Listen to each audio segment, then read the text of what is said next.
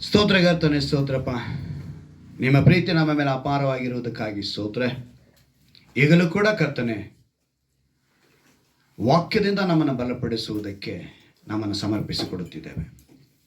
ನಿಮ್ಮ ದಾಸನನ್ನು ಮರೆಸಿ ನಮ್ಮೊಂದಿಗೆ ಮಾತನಾಡಿ ವಾಕ್ಯಕ್ಕಾಗಿ ಬದುಕುವಂತೆ ಕೃಪೆ ಮಾಡಿ ಯೇಸುವಿನ ನಾಮದಲ್ಲಿ ಪ್ರಾರ್ಥಿಸ್ತೇನೆ, ಆಮೆನ್. Hallelujah, hallelujah. ವಾಗ್ದಾನ, ಈ ವರ್ಷದ ವಾಗ್ದಾನದಲ್ಲಿ ಭಯಪಡಬೇಡ ಏನಂತ ಹೇಳ್ತಾರೆ? ಭಯಪಡಬೇಡ. ಆಮೇಲೆ ನಾನು ನಿನ್ನನ್ನು ವಿಮೋಚಿಸಿದೆ ನಲ್ಲ. ಅಂದ್ರೆ ಈಗ ನಾವು ಇವತ್ತು ಧ್ಯಾನ ಮಾಡೋದು ಆ ವಿಮೋಚನೆ. ಯಾವ್ಯಾವ ವಿಷಯಗಳಿಗೆ ನಮಗೆ ವಿಮೋಚನೆ ಬೇಕಾಗಿದೆ ಅಥವಾ ವಿಮೋಚನೆ ಹೊಂದಿದ್ದೀವಾ, ಆ ವಿಮೋಚನೆ ಬಗ್ಗೆನೇ ಸರಿಯಾದ ಅರ್ಥ ಗೊತ್ತಿಲ್ಲದ್ರೆ ಬದುಕುವಂಥ ಪರಿಸ್ಥಿತಿ ಇವತ್ತು ಅನೇಕ ಕ್ರೈಸ್ತರಲ್ಲಿ, ವಿಶ್ವಾಸಿಗಳು ಕಾಣಿಸ್ತಾ ಇದೆ. ದೇವರು ಹೇಳ್ತಾರೆ, ಭಯ ಪಡಬೇಡ, ನಿನ್ನನ್ನು ವಿಮೋಚಿಸಿದೆನಲ್ಲ. ಅಲ್ಲಿಗೆ ಏನು ಅರ್ಥ?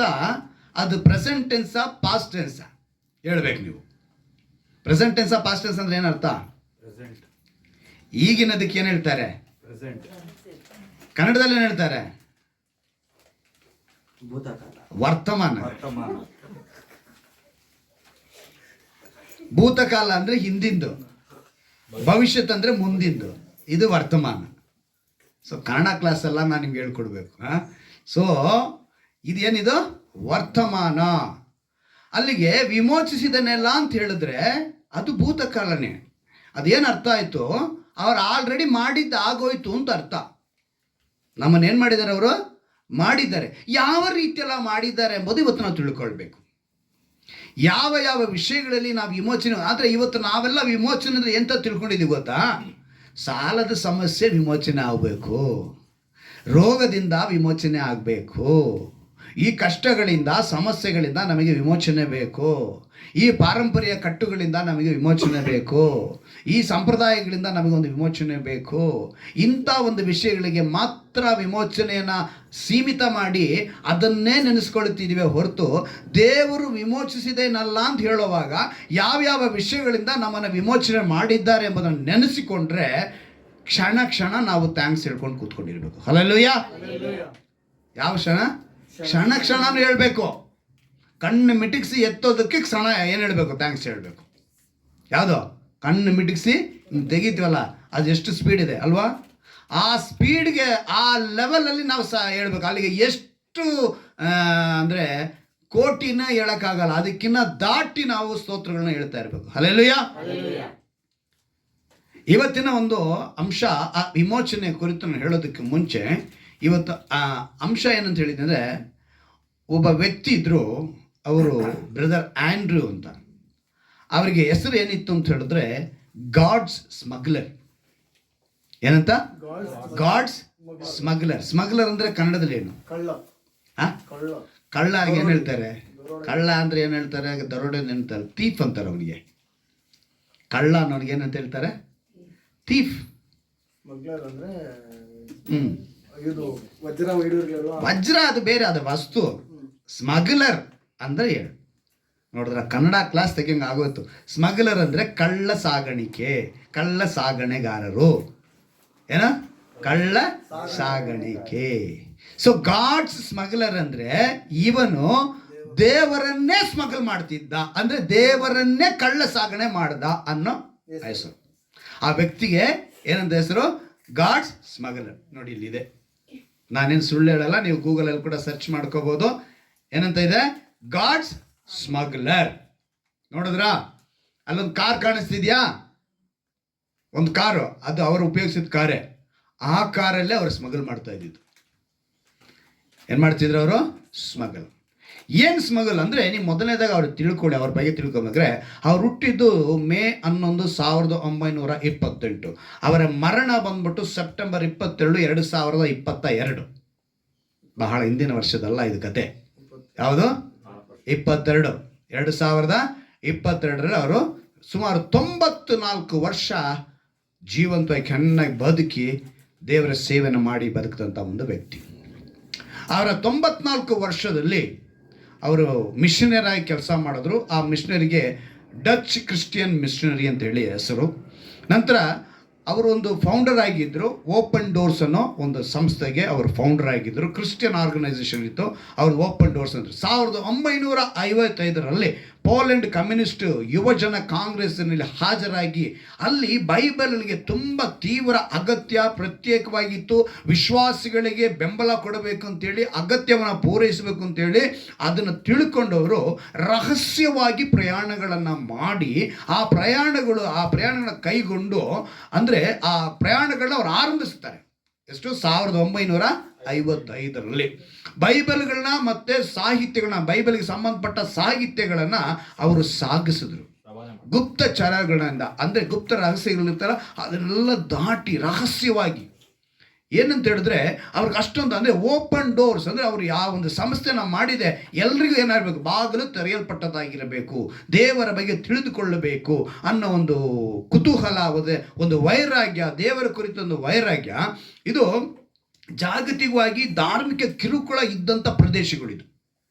ಯಾವುದು? ಕಮ್ಯುನಿಸ್ಟ್ ಕಂಟ್ರಿಯಿಂದನೇ ಅದು ತುಂಬ ಧಾರ್ಮಿಕಕ್ಕೆ ಮತ್ತು ಕಿರುಕುಳ ಕೊಡುವಂಥ ಸ್ಥಳ.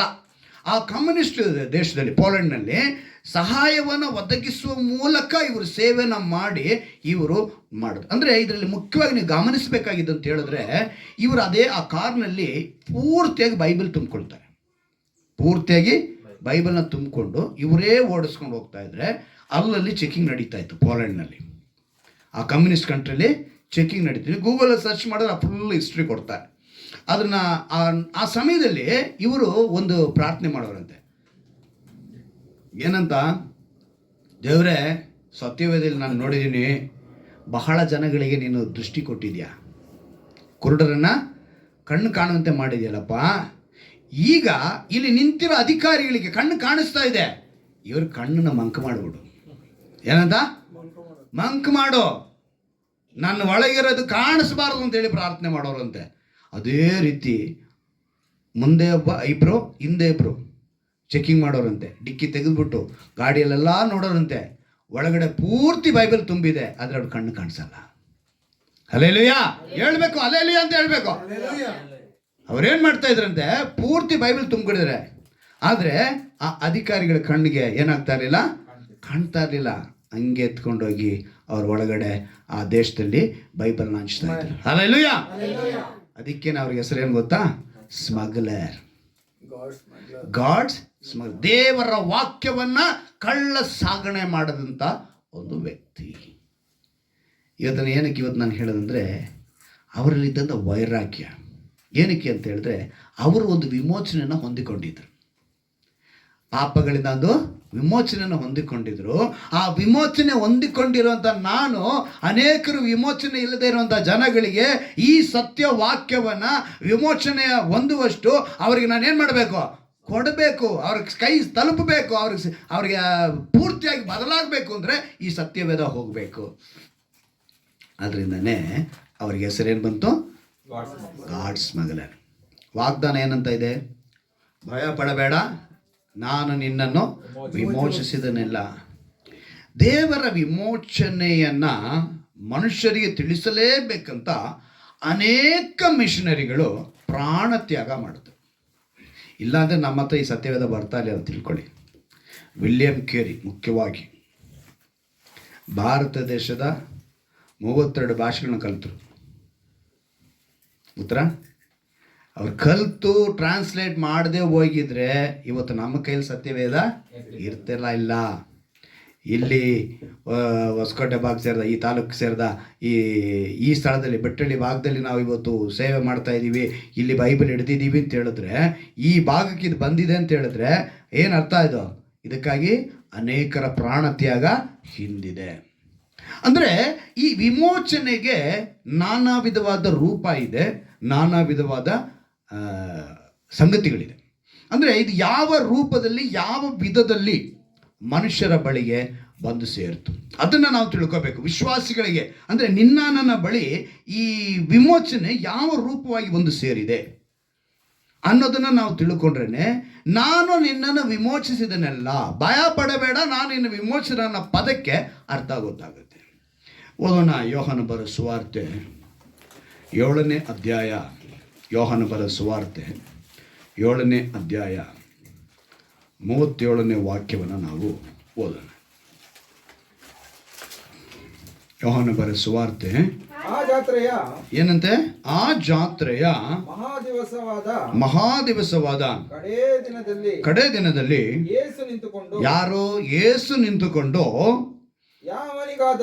ಯಾವನಿಗಾದರೂ ನೀರಡಿಕೆಯಾಗಿದ್ದರೆ ಅವನು ನನ್ನ ಬಳಿಗೆ ಬಂದು ಕುಡಿಯಲಿ. ಇಲ್ಲಿ ಗಮನಿಸಿ, ಇಲ್ಲಿ ಯೇಸು ಹೇಳ್ತಿರೋ ಮಾತು ಚೆನ್ನಾಗಿ ಗಮನದಲ್ಲಿ ನೀವು ಇಟ್ಕೋಬೇಕು. ಬೇರೆ ಯಾರು ವ್ಯಕ್ತಿಗಳು ಹೇಳ್ತಾ ಇಲ್ಲ, ಆತನ ಶಿಷ್ಯರು ಹೇಳ್ತಾ ಇಲ್ಲ, ಹೇಳ್ತಿರೋದು ಯೇಸು ಹೇಳ್ತಿದ್ದಾರೆ. ಯಾವನಿಗಾದರೂ ನೀರಡಿಕೆಯಾಗಿದ್ದರೆ ಅವನು ನನ್ನ ಬಳಿಗೆ ಬಂದು ಕುಡಿಯಲಿ. ನೋಡಿ, ನನ್ನನ್ನು ನಂಬಿದವನ ಹೊಟ್ಟೆಯೊಳಗಿಂದ ಶಾಸ್ತ್ರದಲ್ಲಿ ಹೇಳಿರೋ ಪ್ರಕಾರ ಜೀವಕರವಾದ ನೀರಿನ ಹೊಳೆಗಳು ಹರಿದು ಬರುವು. ಏನು ಬರುತ್ತಂತೆ? ಜೀವಕರವಾದ ನೀರಿನ ಹೊಳೆಗಳು ಹರಿಯುವ.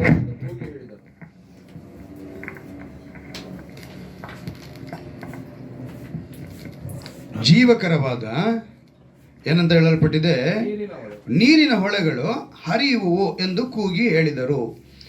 ಇದನ್ನು ಯೇಸು ತನ್ನನ್ನು ನಂಬಿದವರು, ಅಂದರೆ ಇಲ್ಲಿ ಮೇಲೆ ಇರುವಂಥ ವಾಕ್ಯಕ್ಕೂ ಕೆಳಗಡೆ ಇರುವಂಥ ವಾಕ್ಯಕ್ಕೂ ನೀವು ಸರಿಯಾಗಿ ಅರ್ಥ ಮಾಡ್ಕೊಳ್ಬೇಕು. ಯಾವನಿಗಾದರೂ ನೀರಡಿಕೆ ಆಗಿದ್ರೆ ಅವನು ನನ್ನ ಬಳಿಗೆ ಬಂದು ಕುಡಿಯಲಿ ಅಂತ ಹೇಳೋ ಮಾತನ್ನ ಅದಕ್ಕೆ ಅರ್ಥ ಹೇಳ್ತಿದ್ದಾರೆ. ಈಗ 39ನೇ ವಾಕ್ಯದಲ್ಲಿ ಯೇಸು ತನ್ನನ್ನು ನಂಬಿದವರು ಹೊಂದಲಿರುವ ಪವಿತ್ರಾತ್ಮ ವರವನ್ನು ಕುರಿತು ಹೇಳಿದನು. ಅಲ್ಲಿಗೆ ಯಾವ ನೀರು ಅವ್ರು ಹೇಳ್ತಿದ್ದಾರೆ? ಪವಿತ್ರಾತ್ಮ ವರ. ಆ ಪವಿತ್ರ ಅಂದರೆ ನಮಗೆ ವಾಗ್ದಾನಗಳು ಕೊಡಲ್ಪಟ್ಟಿದೆ, ಅದೇ ರೀತಿಯಾಗಿ ವರಗಳು ಕೂಡ ಕೊಡಲ್ಪಟ್ಟಿದೆ. ಅದರಲ್ಲಿ ಬಹಳ ಪ್ರಾಮುಖ್ಯವಾದಂಥ ಒಂದು ವರ ಅಂತ ಹೇಳಿದ್ರೆ ಪವಿತ್ರಾತ್ಮ ವರ. ಈ ವರವನ್ನು ಕೊಟ್ಟು ದೇವರು ಇದಕ್ಕಿಂತ ಮೇಲಾದದ್ದು ಒಂದು ಸಿಗಲ್ಲ ನಮಗೆ. ಅದನ್ನು ಚೆನ್ನಾಗಿ ಅರ್ಥ ಮಾಡಿ. ಇದಕ್ಕಿಂತ ಮೇಲಾದದ್ದೊಂದು ಸಿಗಲ್ಲ. ನಾವು ಪಾಪದಿಂದ ಕತ್ತಲೆಯಿಂದ ದೂರವಾಗಿ ಪವಿತ್ರಾತ್ಮ ನಮ್ಮಲ್ಲಿ ಇದ್ದಾರೆ ಎಂಬುದಕ್ಕೆ ರೂಪವೇನೇ ತಿಳ್ಕೊತಾ ಇಲ್ಲ. ಇವತ್ತು ಅದನ್ನು ತಿಳ್ಕೋಬೇಕು ನಾವು. ಈಗ ಒಂದು ವೇಳೆ ಆ ಪವಿತ್ರಾತ್ಮ ನಮ್ಮಲ್ಲಿ ಇದ್ದಾರೆ ಅಂತ ಹೇಳಿದ್ರೆ, ಇವಾಗ ಯಾರ ಹತ್ರ ನಾನು ಕೇಳ್ತೀನಿ, ನಿಮ್ಮ ಹತ್ರ ಪವಿತ್ರಾತ್ಮ ಇದ್ದಾನೆ ಅಂತ ಹೇಳಿದ್ರೆ ತೆಗೆದು ಹಿಂಗೆ ತೋರಿಸುವಂಥ ವಸ್ತುನ ಅದು ಅಲ್ಲ. ಅದಕ್ಕೇನಿಲ್ಲ, ರೂಪ ಇಲ್ಲ, ಅದು ಒಂದು ವಸ್ತುನೂ ಅಲ್ಲ. ಪವಿತ್ರಾತ್ಮ ಎಂಬುದು ಒಂದು ವಸ್ತು ಅಲ್ಲ, ಅದಕ್ಕೊಂದು ರೂಪ ಇಲ್ಲ. ಆದರೆ ಅದು ಎಲ್ಲರೊಂದಿಗೆ ಇರುವಂಥ, ವಾಸ ಮಾಡುವಂಥ ಒಂದು ದಿವ್ಯ ಶಕ್ತಿ. ಆ ದಿವ್ಯ ಶಕ್ತಿ ನಮ್ಮೊಳಗೆ ಇರಬೇಕು. ಆದರೆ ನಾವು ಬೆಳಕಿನ ಕಡೆಯವರಾಗಿ, ದೇವರ ಕಡೆಯವರಾಗಿ, ಪ್ರಾಪಂಚಿಕರಂತೆ ಬದುಕದೆ ನಾವು ಪಾಪ ದ್ವೇಷ ನಮಗೆ ಬಂದರೆ ಆ ಬೆಳಕು ನಮ್ಮಲ್ಲಿದೆ ಅಂತ ಅರ್ಥ. ಅಲ್ಲೆಲ್ಲೂಯ್ಯ. ಇವಾಗ ಅದಕ್ಕೆ ರೂಪ ನಾವೇ ಕೊಡಬೇಕು. ಆ ಶಕ್ತಿಗೆ, ಆ ಪವಿತ್ರಾತ್ಮ ವರ, ಆ ಶಕ್ತಿನ ಹೇಗೆ ತೋರ್ಪಡಿಸ್ಬೋದು? ಯಾಕಂದರೆ ಅದಕ್ಕೆ ರೂಪನೂ ಇಲ್ಲ, ಅದು ವಸ್ತುನೂ ಇಲ್ಲ. ಅದನ್ನು ಹೇಗೆ ನಾವು ಮಾಡ್ಬೋದು ಅಂತ ಹೇಳಿ ಹೇಳ್ತಾ ಇದೆ. ಜ್ಞಾನೋಕ್ತಿಗಳ ಒಂದು ಪುಸ್ತಕದಲ್ಲಿ, ಪತ್ರಿಕೆಯಲ್ಲಿ ಜ್ಞಾನೋಕ್ತಿಗಳು, ಸೊಲೊಮೋನ ಜ್ಞಾನೋಕ್ತಿಗಳು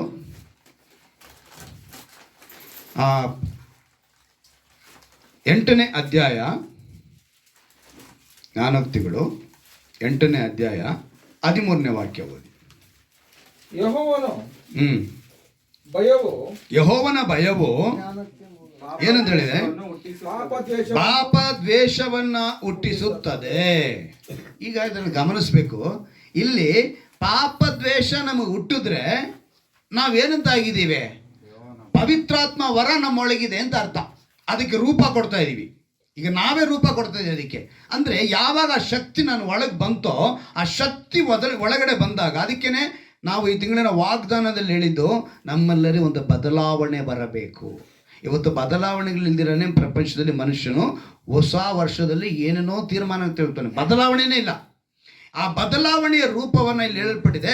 ಪಾಪ ದ್ವೇಷ ನಮ್ಮಲ್ಲಿ ಬಂದಿರಬೇಕು. ಈ ಬದಲಾವಣೆ ಕಾಣಬೇಕು. ಇಲ್ಲದಿದ್ದರೆ ನಮ್ಮಲ್ಲಿ ಯಾರಿಲ್ಲ ಅಂತ ಅರ್ಥ. ಪವಿತ್ರಾತ್ಮನು ನಮ್ಮಲ್ಲಿ ಇಲ್ಲ, ಆತನ ಕಾರ್ಯ ನಮ್ಮಲ್ಲಿ ಮಾಡ್ತಾ ಇಲ್ಲ. ಎಷ್ಟು ಜನರ ಹೃದಯ ದೇವರಿಗೆ ಹತ್ತಿರವಾಗಿದೆ, ಎಷ್ಟು ಜನರ ಹೃದಯ ದೂರವಿದೆ ಎಂಬುದಕ್ಕೆ ಅವನಲ್ಲಿರುವ ಮನುಷ್ಯ ಆತ್ಮವೇ ಹೇಳುತ್ತದೆ, ಬೇರೆ ಯಾವುದು ಹೇಳಲ್ಲ. ನೀನು ದೇವರ ಹತ್ರ ಎಷ್ಟಿದೆಯಾ, ಎಲ್ಲ ದೇವರ ದೂರ ಇದೆಯಾ ಅಂಥೇಳಿ ನಾವು ಎಲ್ಲಿ ತಿಳ್ಕೊಬೋದು ಅಂದರೆ, ಮನುಷ್ಯನೊಳಗೆ ಒಂದು ಆತ್ಮ ಇದೆ. ಇದು ನಾನು ಹೇಳ್ತಿಲ್ಲ, ಸತ್ಯವೇದ ಹೇಳ್ತಾ ಇರೋದು. 1 ಕೊರಿಂಥದವರಿಗೆ 2ನೇ ಅಧ್ಯಾಯ ತೆಗೆದುಕೊಳ್ಳಿ. 1 ಕೊರಿಂಥದವರಿಗೆ 2ನೇ ಅಧ್ಯಾಯ 1 ಕೊರಿಂಥದವರಿಗೆ 2ನೇ ಅಧ್ಯಾಯ ಓದ್ತೀನಿ, ಗಮನ ಇಟ್ಕೊಳ್ಳಿ. 10ನೇ ವಾಕ್ಯ ಓದ್ತೀನಿ, ಕೇಳಿ. ಯಾವ ರೀತಿಯಾಗಿ ಬರೆಯಲ್ಪಟ್ಟಿದೆ ಅಂಥೇಳಿ. ಎಷ್ಟು ಜನರ ಹೃದಯ ದೇವರಿಗೆ ಹತ್ತಿರ ಇದೆ, ಎಷ್ಟು ಜನರ ಹೃದಯ ದೇವರಿಗೆ ದೂರ ಇದೆ ಎಂಬುದಕ್ಕೆ ಅವನಲ್ಲಿರೋ ಒಂದು ಮನುಷ್ಯ ಆತ್ಮ ಇದೆ ಅಂತೇಳಿ ಇಲ್ಲಿ ಬರೆಯಲ್ಪಟ್ಟಿದೆ. ಇಲ್ಲಿ ನಮಗಾದರೂ ದೇವರು ತನ್ನ ಆತ್ಮನ ಮೂಲಕ ಅಂತ ಹೇಳ್ತಾರೆ. ನಮಗಾದರೂ ಅಂದರೆ ನಮಗೆ ದೇವರು ತನ್ನ ಆತ್ಮ, ಅಂದರೆ ದೇವರದೊಂದು ಆತ್ಮ ಅಲ್ಲಿದೆ ಅಂತ ಅರ್ಥ. ಯಾರ್ದಿದೆ? ದೇವರ. ಅದೇ ಪವಿತ್ರ ಆತ್ಮ. ಆ ದೇವರ ಆತ್ಮನ ಮೂಲಕ ಅದನ್ನು ಪ್ರಕಟಿಸಿದನು.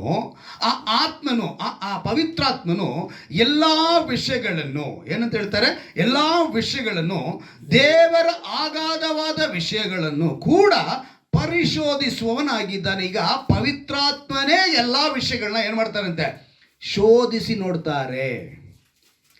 ಅವಾಗ ಪವಿತ್ರಾತ್ಮನೇ ಎಲ್ಲ ವಿಷಯಗಳನ್ನ ಶೋಧಿಸಿ ನೋಡುವಾಗ ನಿನ್ನ ಆತ್ಮ ಎಷ್ಟು ಶೋಧನೆ ಮಾಡಬೇಕು ಅದನ್ನೇ ನೆಕ್ಸ್ಟ್ ಹೇಳ್ತಾರೆ ನೋಡಿ. ಪರಿಶೋಧಿಸುವನಾಗಿದ್ದಾನೆ. ಮನುಷ್ಯನ ಏನಂತ ಹೇಳ್ತಾರೆ, ಮನುಷ್ಯನ ಒಳಗಿನ ಆಲೋಚನೆಗಳು ಅವನಲ್ಲಿರುವ ಜೀವಾತ್ಮಕ್ಕೆ ಹೊರತು ಮತ್ತಾರಿಗೆ ತಿಳಿಯುವುದು. ಮನುಷ್ಯನೊಳಗೆ ಏನಿದೆ ಅಂತೆ? ಜೀವ ಆತ್ಮ. ದೇವರದು ಪವಿತ್ರ ಆತ್ಮ, ಮನುಷ್ಯೊಳಗಿರುವುದು ಜೀವಾತ್ಮ. ಈಗ ಇಲ್ಲಿ 2 ಆತ್ಮಗಳನ್ನು ಇಲ್ಲಿ ಪೌಲನಿಗೆ ಮೂಲಕ ದೇವರು ನಮಗೆ ತಿಳಿಸ್ತಾ ಇದ್ದಾರೆ. ಪೌಲನ್ ಕೊರಿಂಥ ಪಟ್ಟಣಿಗೆ ಬರೆಯುವಾಗ ಇದನ್ನು ಬರೆಸ್ತಾ ಇದ್ದಾನೆ. ಏನಂತ? ನಮಗಾದರೂ ದೇವರ ಆತ್ಮನ ಮೂಲಕ ಎಲ್ಲವನ್ನ ಪ್ರಕಟಿಸಿದ್ದಾನೆ ಅಂತ ಪೌಲನ್ ಹೇಳ್ತಾ ಇರೋದು. ಯಾರಿಗೆ? ಕೊರಿಂಥ ಪಟ್ಟಣಕ್ಕೆ ಹೇಳ್ತಾನೆ. ಇವತ್ತು ನಿಮ್ಮನ್ನು ನೋಡಿ ಹೇಳ್ತಿದ್ದಾರೆ, ನಿಮಗೂ ಅದನ್ನೇ ಹೇಳ್ತಿದ್ದಾರೆ. ದೇವರ ಆತ್ಮನು ಏನಂತ ಹೇಳ್ತಾರೆ, ಆತ್ಮನ ಮೂಲಕ ಅದನ್ನು ಪ್ರಕಟಿಸಿನು. ಆ ಆತ್ಮನ ಎಲ್ಲ ವಿಷಯಗಳನ್ನು ದೇವರ ಆಗಾಧವಾದ, ಇನ್ನೊಂದು ಟ್ರಾನ್ಸ್ಲೇಷನ್ ಏನು ಹೇಳಿದೆ ಗೊತ್ತಾ, ರಹಸ್ಯಗಳನ್ನು. ಏನಂತ ಹೇಳಲ್ಪಟ್ಟಿದೆ? ರಹಸ್ಯಗಳನ್ನು. ಮತ್ತೆ ಆ ವಿಷಯಗಳನ್ನು ಕೂಡ ಪರಿಶೋಧಿಸ್ತಾ ಇದ್ದಂತೆ ಯಾವುದು? ದೇವರ ಆತ್ಮ. ಆ ದೇವರ ಆತ್ಮ ಪರಿಶೋಧಿಸುವಾಗ ಇಲ್ಲಿ ಮನುಷ್ಯನ ಒಳಗಿನ ಆಲೋಚನೆಗಳು, ಇಲ್ಲಿ ಕುಳಿತಿರೋಂಥ ನಿಮ್ಮ ಹೃದಯದಲ್ಲಿ ಏನೇನು ಆಲೋಚನೆ ಇದೆ ಅಂತ ನನಗೆ ಗೊತ್ತಿಲ್ಲ. ನನಗೆ ಗೊತ್ತಾ? ಇಲ್ಲಿ ಕುಳಿತಿರೋರು ಎಷ್ಟು ಜನ ಯಾವ ಯೋಚನೆ ಮಾಡಿದ್ರೆ ನಾನು ಹೇಳೋದಕ್ಕೆ ಸಾಧ್ಯನೇ ಇಲ್ಲ. ಆದರೆ ನಿಮ್ಮೊಳಗಿರುವಂಥ ಆಲೋಚನೆಗಳನ್ನು ನಿಮಗೆ ಮಾತ್ರ ಗೊತ್ತು.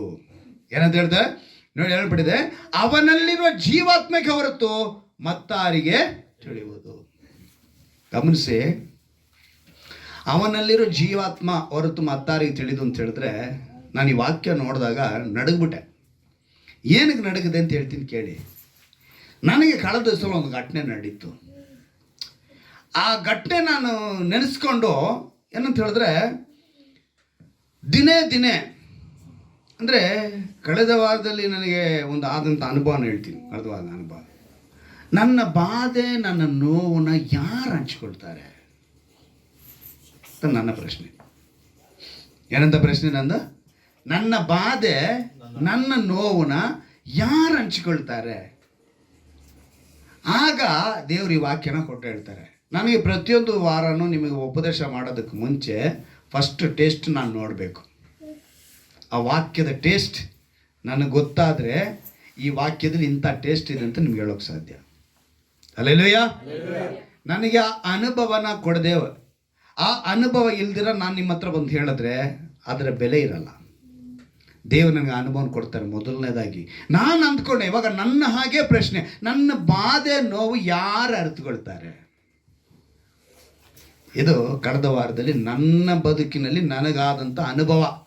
ಬಹಳ ದುಃಖಪಟ್ಟೆ ನಾನು. ಅದೇ ಈ ದುಃಖಕ್ಕೆ ಏನಪ್ಪ ಏನು ಮಾಡೋದು ಅಂತ ಹೇಳಿರುವಾಗ ಈಗ ನಿಮ್ಗೆ ಹೇಳ್ತೀನಿ ನೋಡಿ. ಗಂಡ ಆಲೋಚನೆ ಮಾಡ್ತಾನಂತೆ. ಅವನು ಹೇಳ್ತಾನೆ, ಹೆಂಡತಿ ಮಕ್ಕಳು. ಈಗ ಒಂದು ಉದಾಹರಣೆ ಹೇಳ್ತೀನಿ. ನನಗೆ ಒಂದು ಆಲೋಚನೆ ನನ್ನ ಹೆಂಡತಿಗಾಗಲಿ ನನ್ನ ಮಕ್ಕಳಿಗೆ ಗೊತ್ತಾಗಲ್ಲ. ಇಲ್ಲಿ ಕುಳಿತಿರೋರು ಹಂಗೇನೆ, ನಿಮಗೂ ಕೂಡ ಹಾಗೆ. ಪ್ರತಿಯೊಂದು ಮನೆಯಲ್ಲಿ ಆ ಗಂಡ ಹೆಂಡತಿಯ ಮಧ್ಯೆ ಇರೋಂಥ ಆ ಹೆಂಡತಿ ಆಲೋಚನೆಗಳು ಆ ಗಂಡನಿಗಾಗಲಿ ಅವ್ರ ಮಕ್ಕಳಿಗಾಗಿ ಗೊತ್ತೇ ಆಗಲ್ಲ. ಇದು ಸರ್ವಸಾಮಾನ್ಯವಾಗಿ ನಮ್ಮ ಬದುಕಿನಲ್ಲಿ ನಿತ್ಯವೂ ನಡೀತಾ ಇರುವಂಥದ್ದು. ಈಗ ಏನು ಹೇಳ್ತೀನಿ ನೋಡಿ, ಹೆಂಡತಿ ಆಲೋಚನೆಗಳು ಏನಂತ ಹೇಳಿರ್ಬೋದು, ಗಂಡನಿಗೂ ಗೊತ್ತಾಗಲ್ಲ, ಮಕ್ಕಳಿಗೂ ಗೊತ್ತಾಗಲ್ಲ. ಅವಳು ಒಂಥರ ಯೋಚನೆ ಮಾಡ್ತಾರೆ, ನನ್ನ ಬಾಧೆ, ನನ್ನ ನೋವು ಯಾರು ಹಂಚ್ಕೊಳ್ತಾರೆ? ಯಾರು? ಈಗ ನಮ್ಮ ಮನೆಯವ್ರು ಹೇಳ್ಕೊಂಡಿರ್ತಾರೆ ಸುಮಾರು ಸಲ.